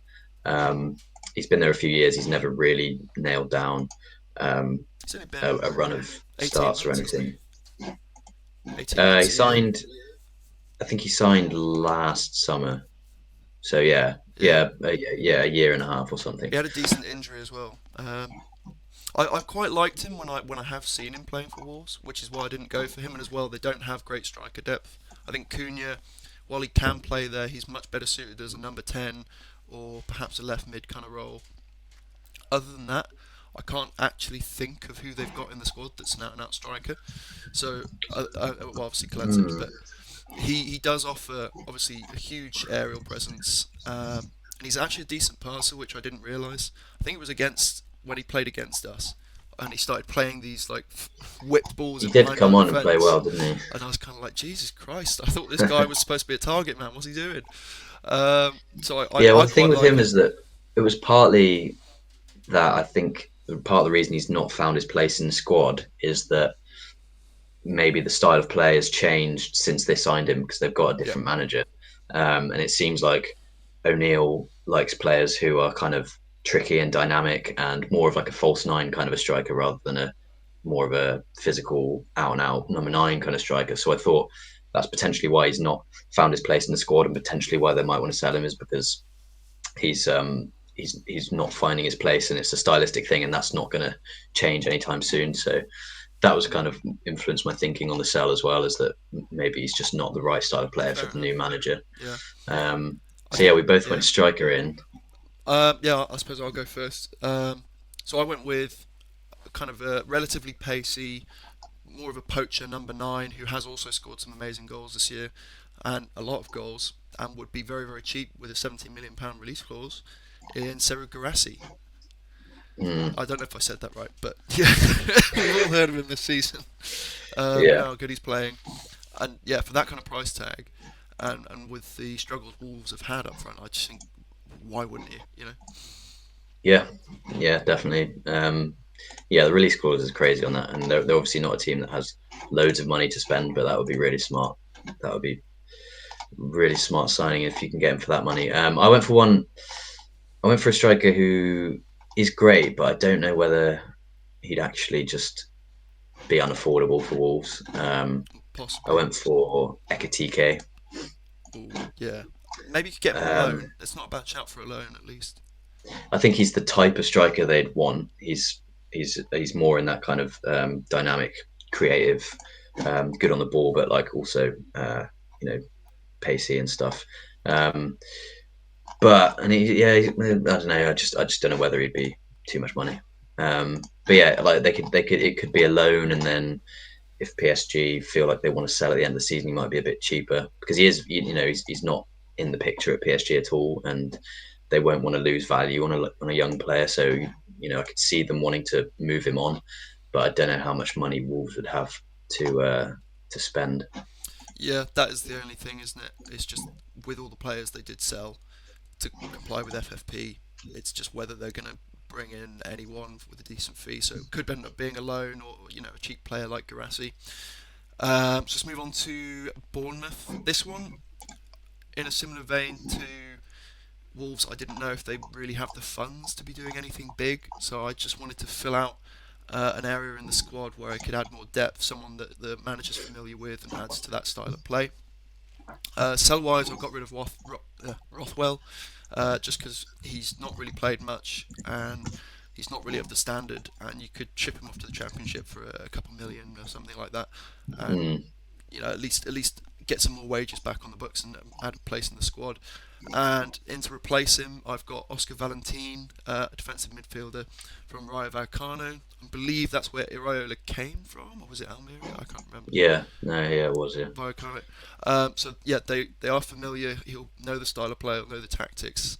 He can come straight in and add back up to Tyler Adams, Lewis Cook, and he's a dedicated number 6, which they don't have many of. And yeah, I think it could provide a good solid base to that midfield and a good rotation option as well. Yeah, good shout. I went for a similar player in similar position anyway. I went Tyler Adams. I Tyler think they Adams were in. linked with him. Huh? Tyler Adams in. Yeah. He already plays for them. What? Was he? Yeah, they've already signed him in summer. When did this happen? Jesus Christ, man! I know you didn't do much I thought he prep, played in the but championship. No, no, mate. He's signed. He's injured. Is he injured? Yeah, Have I just not been paying attention? yeah, Oh my god. Well, I should be a scout, man. yeah. Can you They imagine already if he did went it. to Iraola? I think we should sign Tyler Adams. I'm ahead of the game. I came from the Yeah, he's future. like, he's just signed 6 months ago. Why would we give him a new contract? What are you talking about? Okay, well, that was dumb. But clearly, it'd be a perfect signing for them because they actually went and did it. So, Jesus, Have you got how did I miss anyone that? off the top of your head that you'd bring in? I don't know. I mean, Bournemouth was a hard one because, like, I think we spoke on the pod before that I actually don't know much about their squad. Um, I think, yeah, I looked at the squad briefly, and midfield seemed like the obvious area. Centre I backs thought maybe potential. centre back as Yeah, well, but they've got, is Senesi playing? yeah. So Senesi's they've got playing well, but Zabani and Senesi starting. They've got Lloyd Kelly and Chris Mepham. I believe those are the four. There might be another one that I've yeah, forgotten. it's quite thin, isn't it? Yeah, Um, but I think Chris Mepham has played well at times for Bournemouth, and he's been there a while. Lloyd Kelly, I think, is still a decent player. Senesi's played well at times. Obanye's young and has played well at times. So I think for the rest of the season, it's not a huge priority. Um, mm, but yeah, definitely something that can be upgraded in the future. yeah, I don't know. I can't think of it on the top of my head. Again, it's comes down to a money thing. I don't really know what their transfer policy tends to be. You know, they've got this new manager, and um, it's kind of hard to predict things with Bournemouth because you don't know whether what the kind of manager's approach is going to be and whether the manager is going to have much influence. Yeah, I think they in the past they've tended to be a club which is sort of similar to Brighton. Obviously not on the same kind of level at the moment, but they've definitely been making signings that have been above the manager's head. That have been young players, high potential players, stuff like that. I don't know whether that will change with the manager, especially because he's doing well, so he's going to kind of gather more influence. yeah. Um, I think a couple of options for them if you wanted to go within the league. You could bring in a Calvin Phillips or an Eric Dyer. Two options there, as we are looking at defensive midfield Dyer and could centre be a back. good Yeah, shout. I don't know whether I can't. I thought about for one team. I don't know whether it was Bournemouth. Or it might have been like Luton, but I thought about Tanganga from Tottenham. okay. He's already on loan somewhere, so I don't know whether it would be actually be realistic. But if a team wanted him, I suppose you can terminate the loan. But I thought, yeah, I was going through Tottenham's squad and I was thinking he's a young player who at one point they put a lot of stock in. He's kind of not really fulfilled his potential, but still could definitely do a job at a Premier League team. I think maybe not Bournemouth. I don't know. I don't know whether he's got the kind of composure on the ball and stuff for Bournemouth, which they're obviously the new manager likes to play out the back and likes his players to be comfortable on the ball. So I don't know whether Tanganga would be the right fit, but Yeah, I mean, I don't know enough about Tanganga really to say, but it's not a yeah, when bad he's shout. very physical. But from what I've seen, I remember when he kind of first started making his debut for Tottenham and stuff. There was a lot of noise around him because he's like a very local player and stuff as well. But I just remember him being quite clumsy on the ball, but Mm. a good defender, very physical, very fast. Um, Yeah, it's never a bad thing to have in your centre backs. yeah, Should we move on to Fulham? Fulham. Fulham? Wait, who sounds like that when they? Ah, I swear there's like a meme, and it's like, oh, the guy in China, the Australian guy, who's getting arrested and dragged in to the car, and he keeps talking about succulent Chinese meal. Have you Oh seen yeah. that meme? Uh, Are you taking me to Fulham? Anyway, let's talk about who we're selling. God's sake. I've gone for Vinicius because I'm Ah, me bringing too. in Yeah. yeah, bringing in another striker, and with the three strikers they've got a young guy. I can't remember, oh, what's his name? The young Brazilian guy. I can't remember his name. So I think give him time, let him progress. Vinicius a bit older, not particularly high value asset, but you could probably get about 10 million for him. And then of course Raul Jimenez or Joao Jimenez, he is performing pretty well this year, and I mean you're obviously not going to get rid of him right after you bought him. And so, No. yeah, I thought Vinicius, good shout. Everywhere else in the squad is fairly well recruited for. They've got decent depth. so I didn't think they really needed anything anywhere else. Perhaps you could look at full back, maybe a backup left back, but Yeah. Also, you got to think about the interest in Palinha, but obviously they'd only sign a player there if Palinha went. So that's kind of a yeah, I don't know how realistic it is to say he gets sold in January. To be fair, as well. no. I agree. Yeah. But yeah, as my player to come in and replace him, I've gone with Terem Moffi. I Mm, believe he's at Nice. I yeah. always forget with these Ligue 1 teams who's where and what's what. But he's been performing really well. He's a good number 9 target man who scores a lot of goals. Pacey. He's also got a little bit of flair about him and can play a good pass and has decent vision. So I think he'd be a good option because he can bring in the likes of Yeah. Willian. He can bring in the likes of Harry Wilson, etc., and get them more involved in forward areas, and as well be a great target man if you want to play balls in and cross it, and etc., etc. Yeah. I think Moffy's a great shout actually. Um, I went for Girassi. Yeah, Um, Obviously, yeah, similar reasoning really. Just a kind of good all round striker. Obviously having a great season. I don't know how realistic it would be. Like I had Garassi as an option for quite a few teams, but mm. because of how good a season he's having, um, But the release you know, clause is supposedly 17 million. yeah, it's just about whether he, as a Personally, wouldn't do striker, it. like as Yeah. an individual, would want to leave because he's in the form of his life. He's having the best season of his life. He'll probably never have a better season ever again. I don't know whether he'd want to disrupt it by I'd say he moving would like clubs. to capitalise on what has been something that's not a regularity for his career. If it gives you an opportunity to move to the Premier League and take a big payday at this stage in your career, Yeah, well, I think he'd that is do a it. good point. Yeah. Yeah, yeah. Um, Um, so yeah, I think it's more realistic potentially if you were going to say that he needs convincing to come. I think it's probably more realistic for Fulham than Wolves, just because Wolves, why would you move to Possibly, yeah. Wolverhampton Hey, compared to London? But yeah, no, definitely realistic and a good option, I think. Slightly different profile to the strikers they typically have as well, so be interesting to see how he plays out. yeah. So, Moving on, we're Crystal Palace, I believe. Is it Crystal Crystal Palace? Yeah, it Palace. is Crystal Palace. This was Crystal interesting. Palace. I was excited for this one more than any other one. Really? Yeah, because I knew that I was going to sign a tricky, exciting left winger, someone who was just all about the flair, all about the skills. And I eventually kind of did go with someone kind of like that, but they're not necessarily all about the flair and skills, but they are a very exciting young left winger who I brought in, who I wouldn't cost an arm and a leg.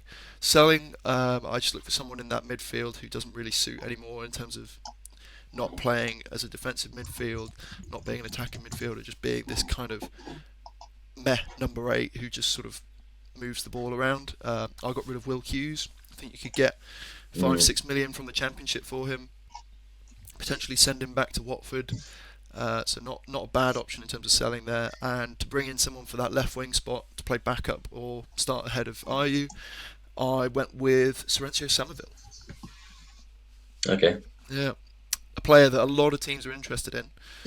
Yeah, I think like would that be a too expensive signing for Palace, or would there be too much competition for them? I don't think that they don't spend a ton of money, and so I think they definitely will have funds, and I don't think he would cost you more than 25 probably. I suppose, yeah. I guess there's the teams that have been linked with him. Villa, for example. There's Yeah, I other think teams that go Villa for him and more. Brighton are probably the teams that have been linked with him. But in this context, if we're saying each team signing the one player that we've said and selling the one player we've said, um, that would assume no one else is going for him. Obviously, in that Yeah, no, I context, think I it's a good think shout. yeah, It's a good shout. because you've got Um, sorry, I specifically was thinking about it for that left wing because you're looking for that Zaha replacement, someone who's quick, two-footed, gets a lot of shots, can take his man on, has got a bit of flair about him, and he's got all of those attributes. And of course, he's performing incredibly, probably the best player in the Championship this year so far. So would be a fantastic signing for them. And stylistically, I think it fits really well because if you've got Elise, for example, coming in off that right hand side, cutting in and playing balls over the top, etc., or playing balls into the back post with his pace and his eye for goal, he would be a perfect guy to be running in behind defences as Elise's chipping those balls through and playing them between the lines. Yeah, no, I think it's a good shout. I mean, they play Schlupp there at the moment, don't they? Who Mm. he kind of does a job defensively. I think within the squad, he's a useful player. I think Hodgson likes his attacking players to work hard defensively as well. But they could definitely use someone more dangerous on that left hand side. Like I think I watched them against Everton in the FA Cup the other day, and the ball got stuck out the left hand side quite a lot Yeah. because Schlupp has just not quite got enough in terms of taking players on. And they would, yeah, player like Somerville would make them a lot more dangerous. Yeah, if you look at their fullback options, that was the first place I was trying to think, can we bring someone in here? But I just thought, I'm going to have to. I can't really sell one of these fullbacks because they're all shocking and they're all worthless. So I did think about Schlupp, but then I was thinking, well, he can just play further back at left back when they need him to. Um, Yeah, yeah, so he's a useful utility player. He's still yeah, decent. I think the manager probably obviously likes him as well. So they'll definitely hold on to him. But I went for out was quite difficult, like you say. I thought about Will Hughes because my in is a central wait, your midfielder. your out's already decided. Well, is it? Yeah, because you sent him to United. Well, yeah, but he was an option for United. Yeah. Okay. Okay. Um, so yeah, I mean, well, yeah, Gahey. I thought I had three options for my out. One of them was my in as a central midfielder. One of them I did think about Will Hughes because Yeah. they're signing a centre mid. He's been on the fringes a little bit. They'd still get a bit of money for him. That was an option. And then my other options were Gahey and Anderson. Ooh, Um, both. Gahey, obviously, there's a lot of interest in him already. Anderson because he's just performed really, really well, and I think um, Palace are a team where they're mid-table, they're kind of floating around. They can't offer players a lot of money. Anderson could probably move to a club at a bit of a higher level who could offer him more money. So I thought maybe just based on how well he's been performing, I could potentially see him leaving if there was a team interested, but that does depend on interest in him. Um, so yeah, I had a few options for outs, but I think to be fair, most realistic is probably Will Hughes out of them. Yeah. Um, Yeah. I just don't and see him my selling anyone from that centre back pairing. No, I mean they wouldn't want to. I just think they've been playing well, so I think there could be interest. Um, and my in was Adam Wharton from Mm, Blackburn. good shout. Um, yeah, he's a player who you like gets linked to Premier League teams quite a lot. He's really young. Um, been playing for Blackburn regularly for like 2 seasons now. Um, even though he's only 19, definitely capable of stepping up to Premier League, I think, and he's the kind of player that a team like Palace I could definitely see signing. And they are quite light in midfield as well, so I think if they're going to sign anyone, it probably would be centre mid. Yeah. So yeah, Adam Wharton's quite an exciting player. I think I'm interested to Yeah, see he's got a very whether high he makes a ceiling move. by all accounts. He's a very good Yeah, player, so definitely. yeah, Yeah, definitely would. Um, yeah, I wouldn't. Yeah, I wouldn't want to sell one of those centre back pairings. I mean, at the risk of sounding a bit cliche, uh, Joachim Anderson is kind of like the Rolls Royce centre back of the bottom half of the Premier League. Fantastic on the ball, great vision for a pass, big, uh, great in the air, just all round good defender. Really, could do a job at many sides. So yeah, they're yeah. Well, that was my looking hot. thinking. Was that like it was quite a hard one initially. I was thinking, that there's not that many players to choose from in terms of a sale, and then I just thought, you know, are there players that teams will be interested in? And like you say, Anderson's having a great season. He's just a good all round player. Could definitely see a bit of interest, but I do think realistically they're going to try very hard not to sell Yeah. either of those players. All right, should we move on to Forest? It's a team Forest, that yeah, could be struggling with FFP. I've heard rumours about them getting a little bit yeah, into tricky points deduction, waters. So yeah, I went with a player who still holds a ton of resale value in a position where they just are massively overstocked. So I've gone with Neco Williams as a sell. oh really, Yeah, well, they play Aina and Aurier ahead of him. I think they even have another right back on top of that. Then they've got two or three left backs, and obviously he doesn't play on the left. So if you're looking for someone who has resale value in that squad, who isn't being valued and isn't playing games, I think he's the perfect option to move on because you could get probably 25, 30 mil for him. Mm. What did you go for? Yeah, I think it's a decent option. There's quite a lot to choose from at Forest, isn't there? Like random Yeah. players on playing. I went for Emmanuel Dennis Oh shit! Yeah, I forgot about him. because yeah, he's one who's like I completely forgot even existed. I was looking at their squad, um, but I think last season he had a bit of a role, especially early on in the season. He was Yeah, playing and he looked kind of promising, and I he think just kept getting tons of nutmegs. I remember. yeah, I mean he's like clearly a good player who's just yeah completely on the fringes at the moment, and they could if they were in trouble with FFP and stuff, and they needed a bit of money, he'd be a very useful player to sell. He's still quite young. He's still got decent potential and stuff. Yeah, So yeah, that's he'd fair be a, enough. he'd be a useful sell. Reasonable sell. Yeah. In terms of bringing someone in, I was trying to look at where they kind of have a lack of depth. Obviously, defence was a no-go area. Midfield was a no-go area because they're just stacked in both those areas. And striker, I thought they're probably fine there with Yeah, Awoniyi, whatever, and the new and improved Chris Wood.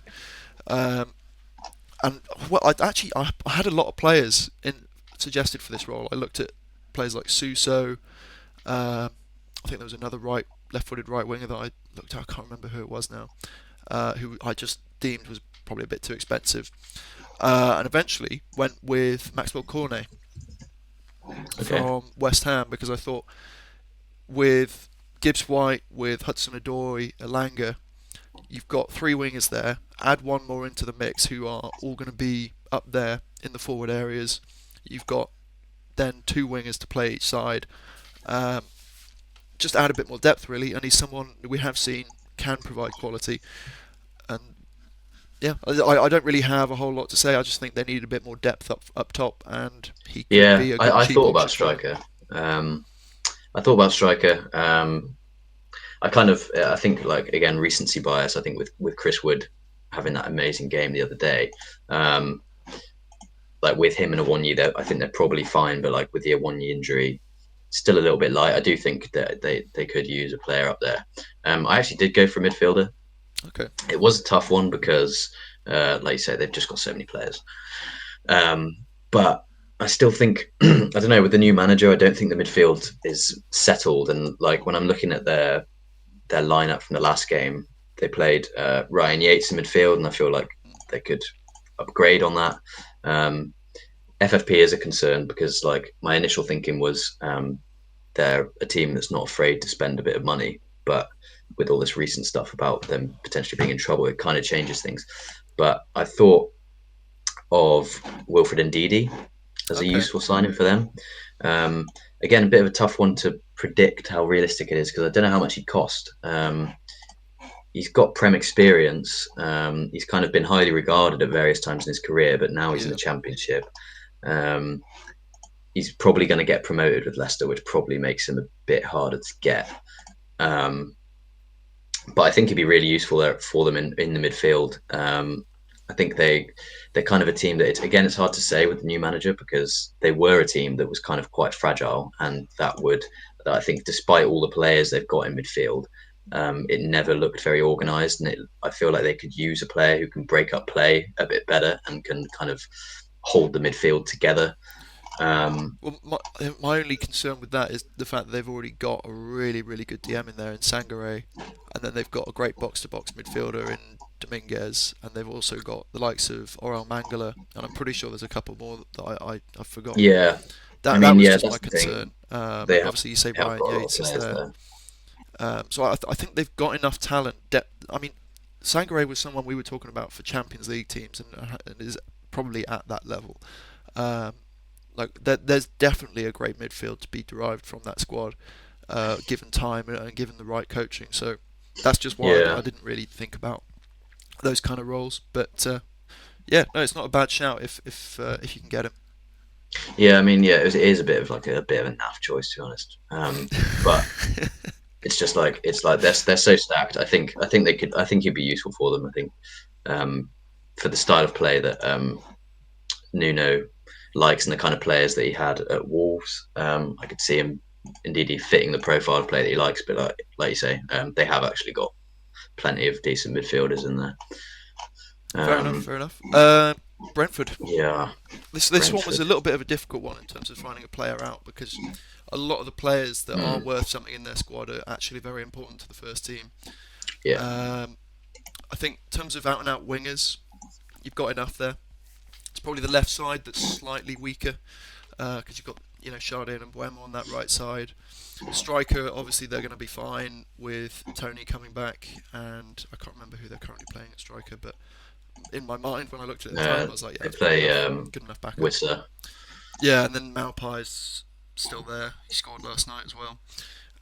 So striker, I didn't think. Centre backs, obviously they've got great centre backs, a couple injuries, but you know, it's not an area of absolute need. Midfield as well, I kind of thought they've got Norgard, who's a fantastic DM, Janelt, De Silva, Onyeka, all these players that do get regular first team football. I think are pretty well suited to the Brentford way.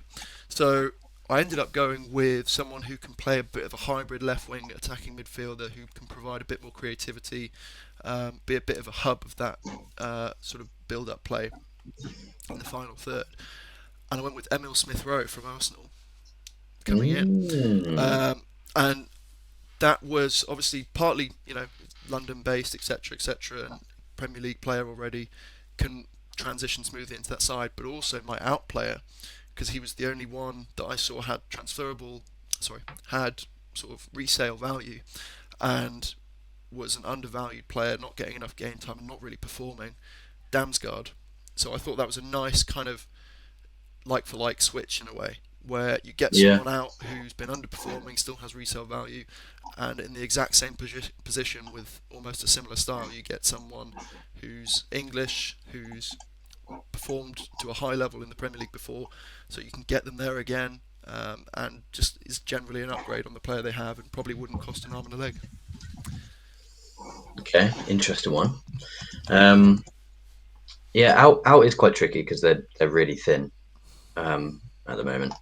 Um, I don't know Damsgaard whether like he's been quite an important player for them just in terms of depth. I don't know whether they'd want to lose any depth because of the kind of problems they've got with depth in the squad generally at the moment. They've got a ton of injuries. Um, but yeah, so out was a bit of a tricky one. I thought I just went Tony um, because like I couldn't think of anyone else they'd want to sell. Obviously, they don't want to sell him either, but Yeah, there will be interest.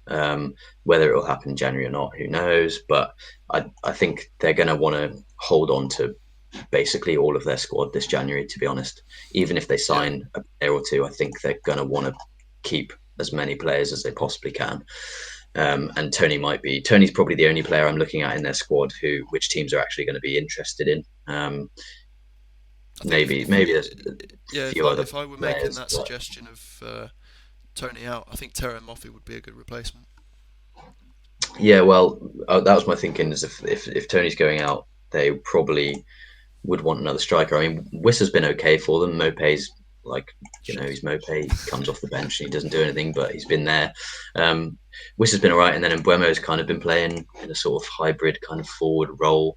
Yeah, Um, but yeah, I think they could definitely use a kind of either a forward or a winger. So I went John Rowe from Norwich. good shout, good shout. Yeah, Yeah, I think could be a realistic one for them in terms of price and stuff. I can imagine him working well in that system. They need a bit of creativity. They need some goals up front and stuff. So even if they don't sell Tony, I think John Rowe could be a useful signing for them. yeah, Um, no, definitely. He's pacey. He's two-footed. Good goal-scoring winger. yeah, quite physical as well. I think Yeah, young, he'd fit the cheap. system quite well. Yeah, Yeah. you'd offer a lot off the bench at least, if not more. Yeah, good shout.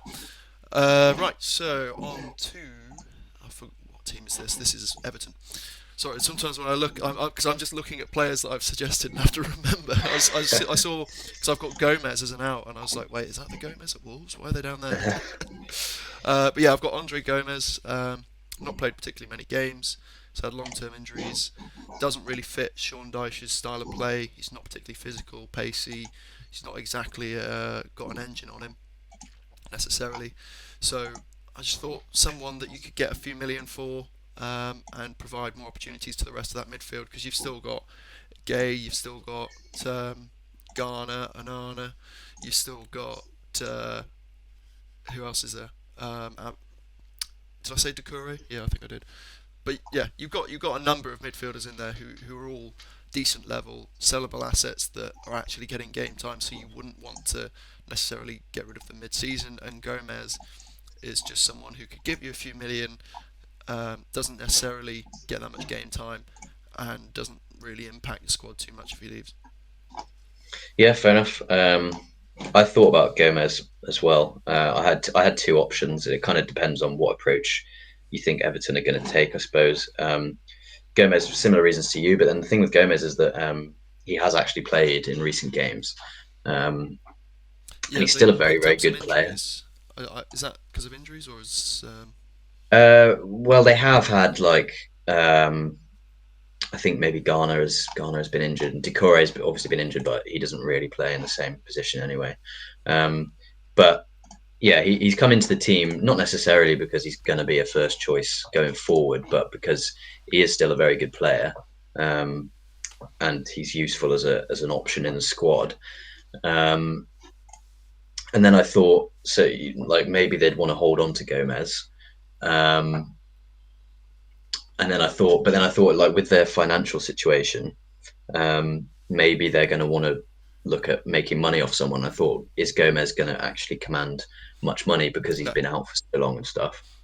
Uh, so then maybe they'd look at selling Onana, who's a player who I think a lot of teams would be interested in. He's obviously got high potential. There's been like rumors around him every window and stuff.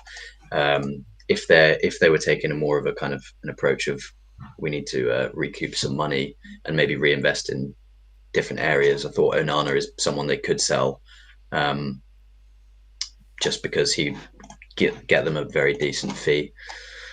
Yeah, I think you But could get at I least think 40. what approach they take. Like they're two kind of similar players playing in similar positions. They're both very good players. If they wanted to retain their best talent, they'd keep Onana and sell Gomez. If they wanted to make some money to reinvest or just to help their general financial situation, I could see them selling Onana potentially. Yeah. I mean, if they are going to go down that route, that certainly makes sense. With mine, I just went with a cheap out and a cheap in. Um, and I noticed looking at the squad that you probably saw as well, they're distinctly lacking a backup left back. So I went with I'm pretty sure he's Kiwi at Empoli. I can't remember his first name, but his surname is Kakachi or Kasasi. So I can't remember. He's a really young, I think he's 20, 21, left back.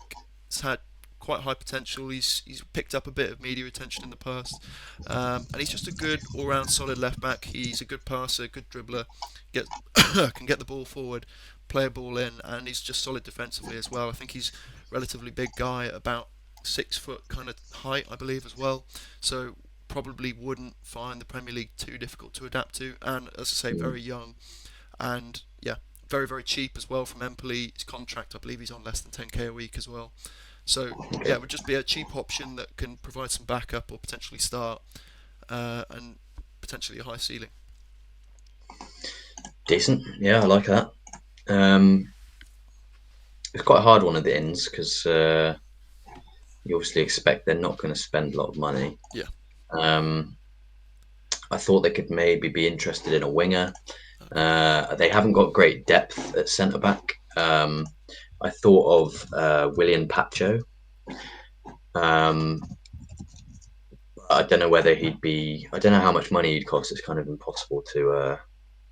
I don't know what their centre backs right now. It's Keane, it's Braithwaite, Tarkovsky, and they've got one more who I can't think of off the top of my head. Maybe Ben Godfrey. Godfrey. Is he a right back? I think. Oh, I swear there's another one. I'm gonna have a quick look. Uh, Keep going. You tell me about yours. Yeah, so I thought about William Pacho just because they are quite light at centre back, but he's young and he's a decent talent.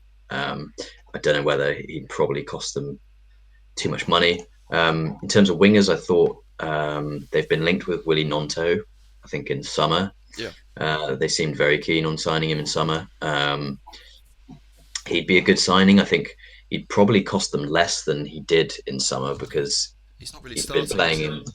No, he's been playing in the championship, but he's not really like nailed down his position, which is surprising considering like when we played him, when we played Leeds last season, he absolutely destroyed us. Um, but Yeah, yeah, he's he's, Somerville's he's just been that good. really he's just not nailed down a position in the championship, and Leeds might not get promoted. They're in the playoffs, but they're not in the automatic spots. So um, he could actually be quite affordable for Everton, I think, considering how their season's gone. Yeah, Um, so yeah, I think Nonto would be the best shout. I think, but I thought about maybe a centre back option as well, but I think Nonto would probably be the best shout for them and quite realistic. yeah. Well, Godfrey, as we say, he can play full back, can play centre back. So yeah, maybe you'd bring in another centre back. I think the thing is though with centre backs these days, they're because we kind of go through periods where different positions kind of hold more value in the market. And I think at the moment centre back's quite a valuable position in the market. So if you're going to get someone Yeah, that can come in and do a job straight away, or something along those lines, you're probably going to pay more than Everton want to. But you can always probably find cheap stuff like you could go Eric Dyer as just a backup, something like that. So it's not yeah, I out of could the see them question. signing a player like that, like an experienced Premier League player who's out of favour somewhere. Yeah, Like the way Dyche likes to play. Tarkovsky's decent on the ball. Tarkovsky's kind of the main passer of the ball in that defence. The other centre back can be very limited in terms of technical ability. So, and those kind of centre backs tend to be cheaper and less in favour. So, I could definitely see them signing someone like quite a limited centre back, maybe even like quite old but experienced and physically capable and stuff. So, could definitely see that as well. yeah, that's a good shout. They've still got Dan Juma there as well, to come in and Yeah, play he played position really he's well been in the FA nailed. Cup the other day. Yeah, so Um, Kind yeah, of a it's an weird one because interesting like squad. I remember we were like Villa were Yeah, we were linked with him heavily linked. vaguely, Yeah, and we were at one point excited about him, and then I think yeah when the rumours initially came out, I was kind of excited about it, and then I started to delve yeah, into his numbers a bit more and look I at his think the more you look gameplay, into and it, I there were was like, signs that maybe not. yeah, Yeah, yeah, that's fair enough. Next up, Luton Town. Now this is the team where I went. I'm not selling anyone. They don't really have any sellable assets that aren't playing regular games, and a lot of the players that are playing regular games aren't even sellable assets anyway because yeah, they're they're just not worth much based on their experience and careers. So I went with sell no one as well because I want to keep that squad harmony, like the way they've been playing, the kind of togetherness they seem to have. I wouldn't want to disrupt that at all by pulling someone out. So yeah, for them, that's the only team I've gone with, not selling anyone. And then I don't know if you remember a few weeks ago I mentioned if I were going to sign someone in January for Luton, it would just be a young attacking mid like 18, 19, something like that from like the French league on a cheap fee. hmm So that's exactly what I've gone and done. I've said Kamori Dumbia. I think, oh god, don't make me say what team he plays for. I think it's like Brest or one of those ones that's like got a I red don't know badge actually. and no one really knows. But he's been playing quite well. I think he's got about 7 or 8 goal involvements so far in Liga, and he's 20 years old. Um, yeah, just an all-round good young attacking midfielder who can contribute in an attacking sense and would provide a little bit more excitement and flair to that side, and wouldn't, yeah, as I say, wouldn't cost an arm and a leg. Decent, yeah, yeah. Luton's a really hard one in terms of the sell because they've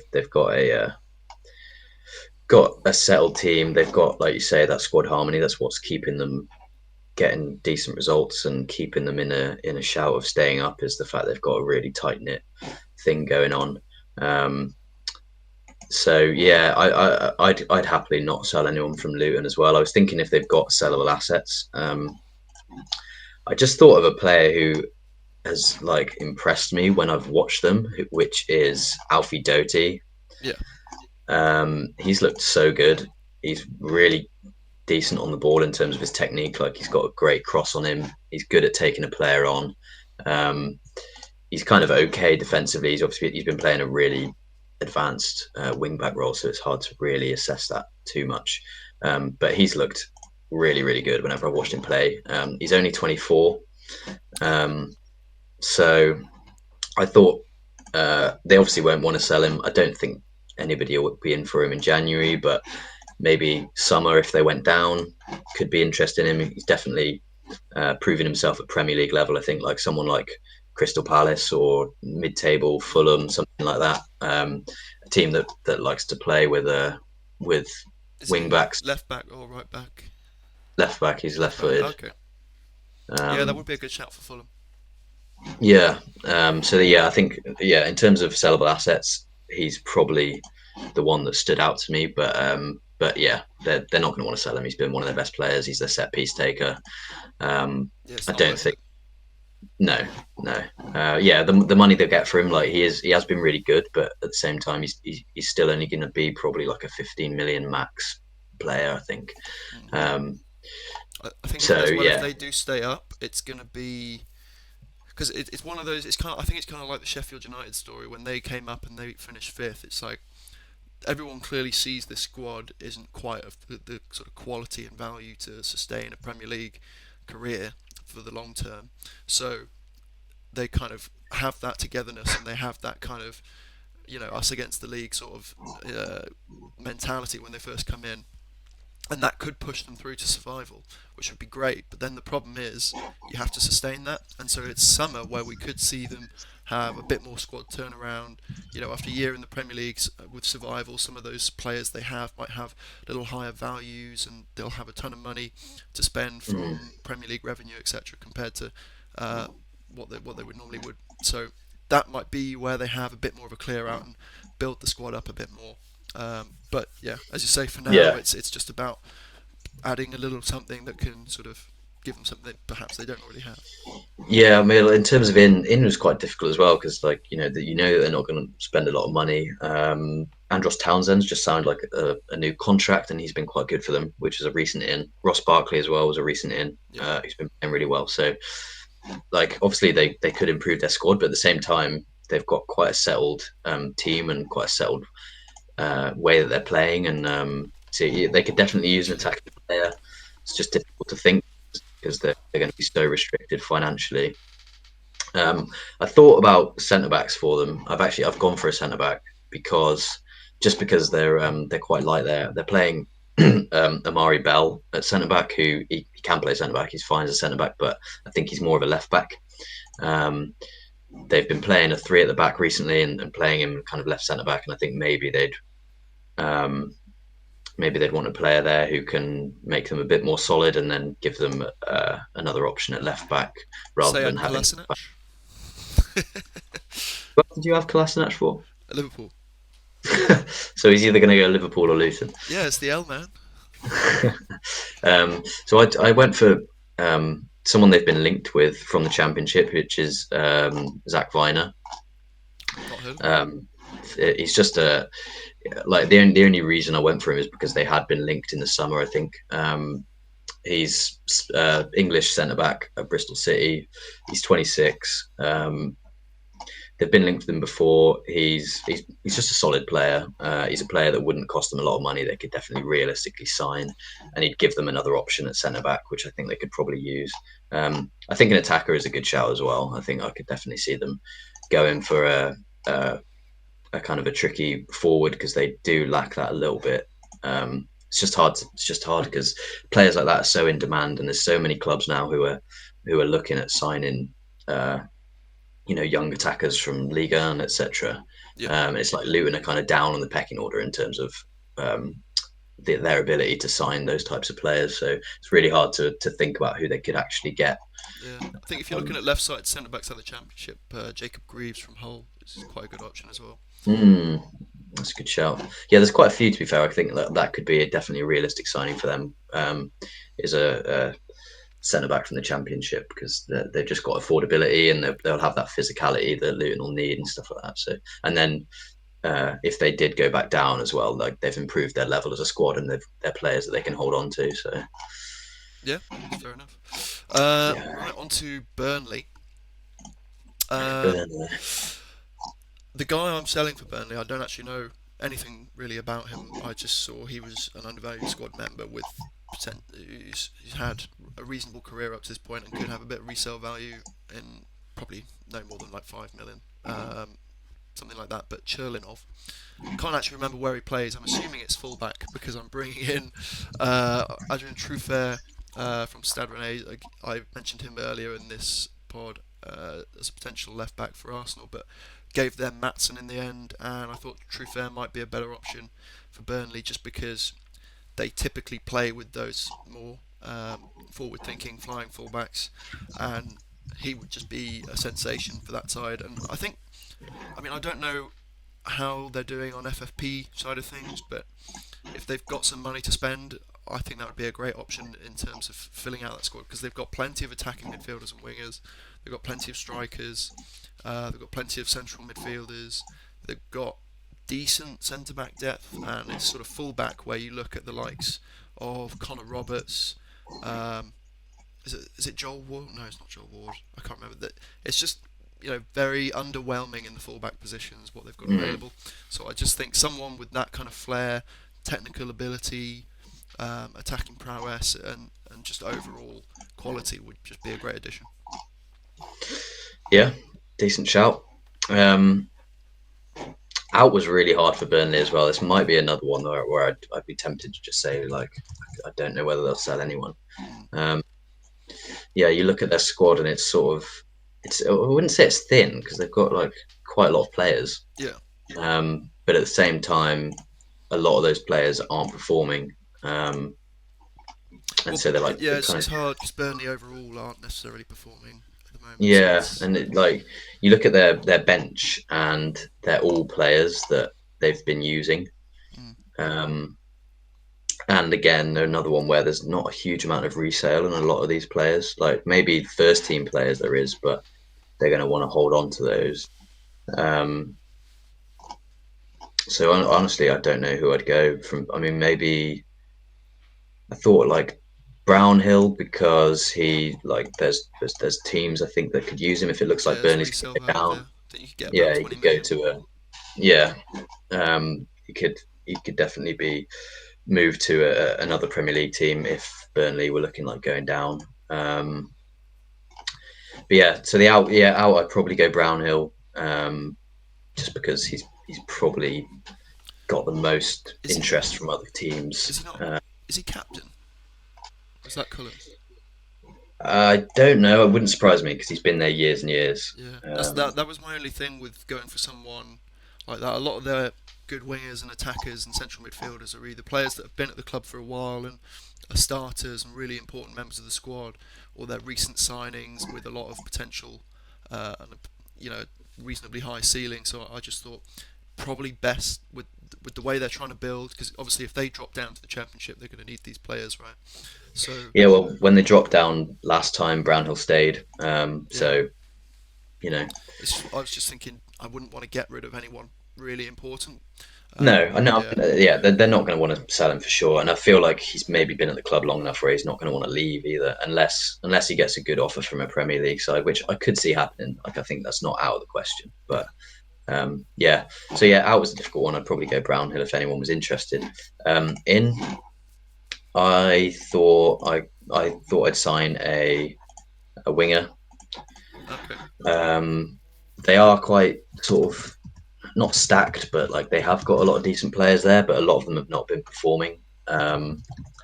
So I thought about Somerville for Burnley, because Mm, they've kind of not a bad made shout. similar signings. I feel they're not they're not super strapped for cash. I don't think like they spent quite a lot of money building that squad in the Championship. Um, so yeah, Somerville could be an option. I thought about Jack Clark from Sunderland as well. Yeah, it's not bad. He gets linked with teams quite often. He's obviously got a lot of potential. Quite an exciting player. I'd like to see him go to a Premier League team. So I think he'd be a really good option for Burnley. To be fair, like he scored like 10 or 12 goals or something in the Championship this season, and obviously Burnley struggle for goals. Like he's one of those players where he's got really good technique, so he can kind of get you a goal out of nowhere sometimes, and they could use that just because they need points badly, and they can't seem to score at the moment. So yeah, Jack Clark. I think I'd go Jack Clark because I think Somerville. There's a lot of teams interested. Similar to you went for Somerville for Yeah, for Crystal Palace. yeah, and like a similar thing where I think if Villa and Brighton are interested, he's probably not going to go to Burnley. Possibly Whereas not, Jack Clark, but it depends if he actually gets an offer. yeah, so it depends like whether the speculation is real or not really. But I think maybe Jack Clark would be a bit more realistic and also maybe more useful because I think Somerville is having a great season, but I could see him being the type of player where if the team in general is playing badly, his output really suffers. Whereas Jack Clark's got really great technique, and like if he can get a bit of space for himself, he can pull out a banger out of nowhere. He's the kind of player where you know he's got the technique good enough where he only needs like one or two opportunities in a game, whereas Somerville maybe relies on the system working a little bit better. I don't know.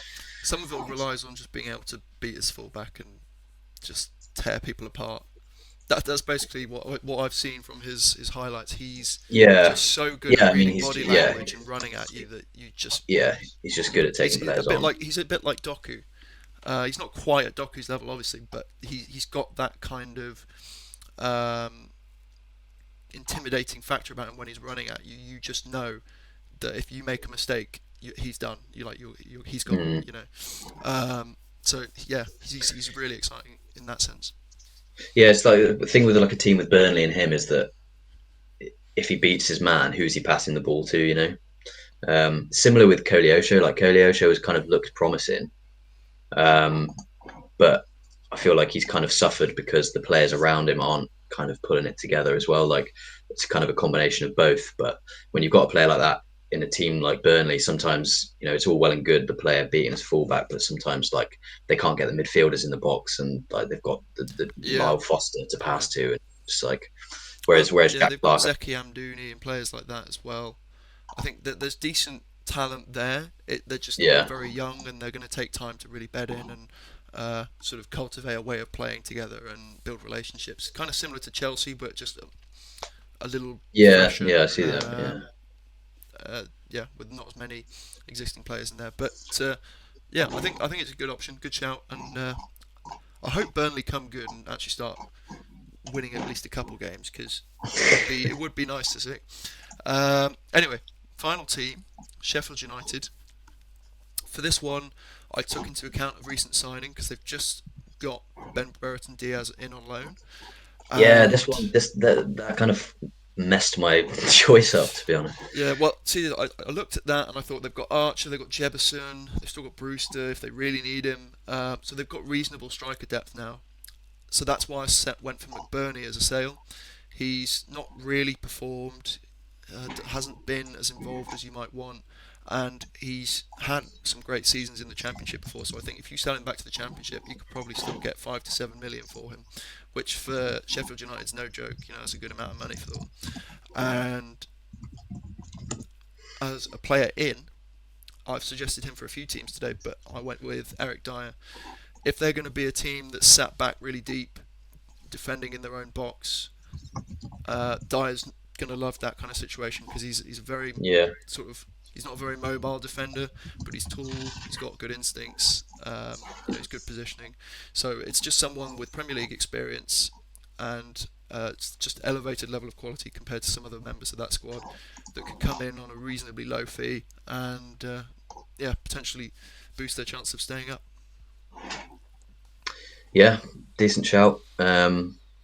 Yeah, I kind of struggle with Sheffield United because they did just sign a striker, and I was thinking they're going to want a striker, and then they just signed a striker.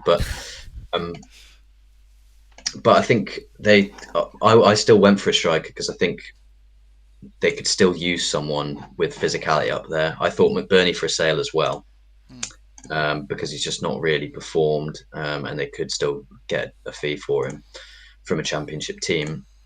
They've also got some guy called Jebison. Yeah, he's played well for the England youth teams. Yeah, like he looks promising, Yeah, but he's been really on the fringes. And I thought if they, again, another player they could probably get a decent little fee for, who's not really been useful for them, could be a sale for them as well. Um, in I went for Kiefer Moore from Bournemouth Do you think they would do it? because, well, I've heard that Bournemouth, um, or I've heard that they don't necessarily want to move him on, but he's out of the team and he wants to play regularly. Yeah, it's just that issue So of no, they don't have any depth, do they? They've only got Solanke and Moore. yeah, um, yeah, I thought that when I saw the rumours, and then I saw an article that was like Kiefer Moore wants to leave. Okay.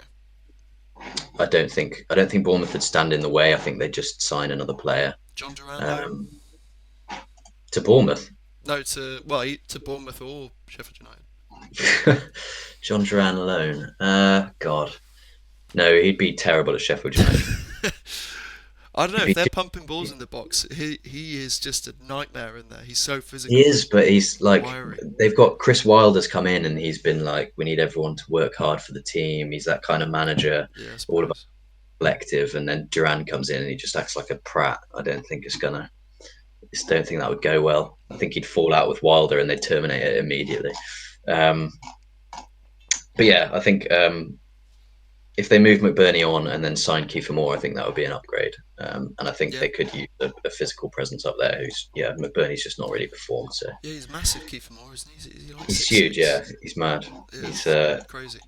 and he's really good in the air as well. I've only really seen him properly play for Wales, um, but they kind of built that their system around him a little bit. And when they needed a goal, like pumping balls into the box for him, he's such a presence in the air. Yeah, it'd Um, be good to put up there with Archer and knock it down to him. My yeah, I only think thinking yeah, is if you got Ben Burton Diaz, he can kind of play that role because I'm pretty sure he's like 6'2". So even though he he might is, not but be a target man, he he's he not that kind of probably player. he could do Like he something. probably could like a physical presence is always useful, regardless of how effective they actually are as a target man. But I think, yeah, like they're not signing Diaz to do that. His qualities lie elsewhere, really. Um, but yeah, so that's Yeah, Sheffield United. I think Burton Diaz is a fun signing for them, though. To be fair, I've always wanted to yeah, see him in the. yeah. It's interesting. I want to see just how he performs. Like, was all that hype deserved? Has he just had a Mm, bad time out at Villarreal, or is he just shit? Did he just take advantage of him being in the Championship? But I guess yeah, we'll I don't know. see in the upcoming games.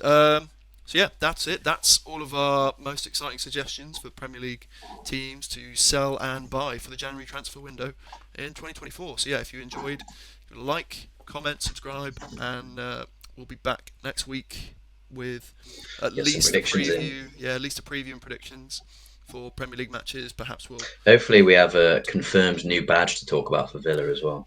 might just do a little Villa catch up episode as well. Just talk about a few Yeah. things.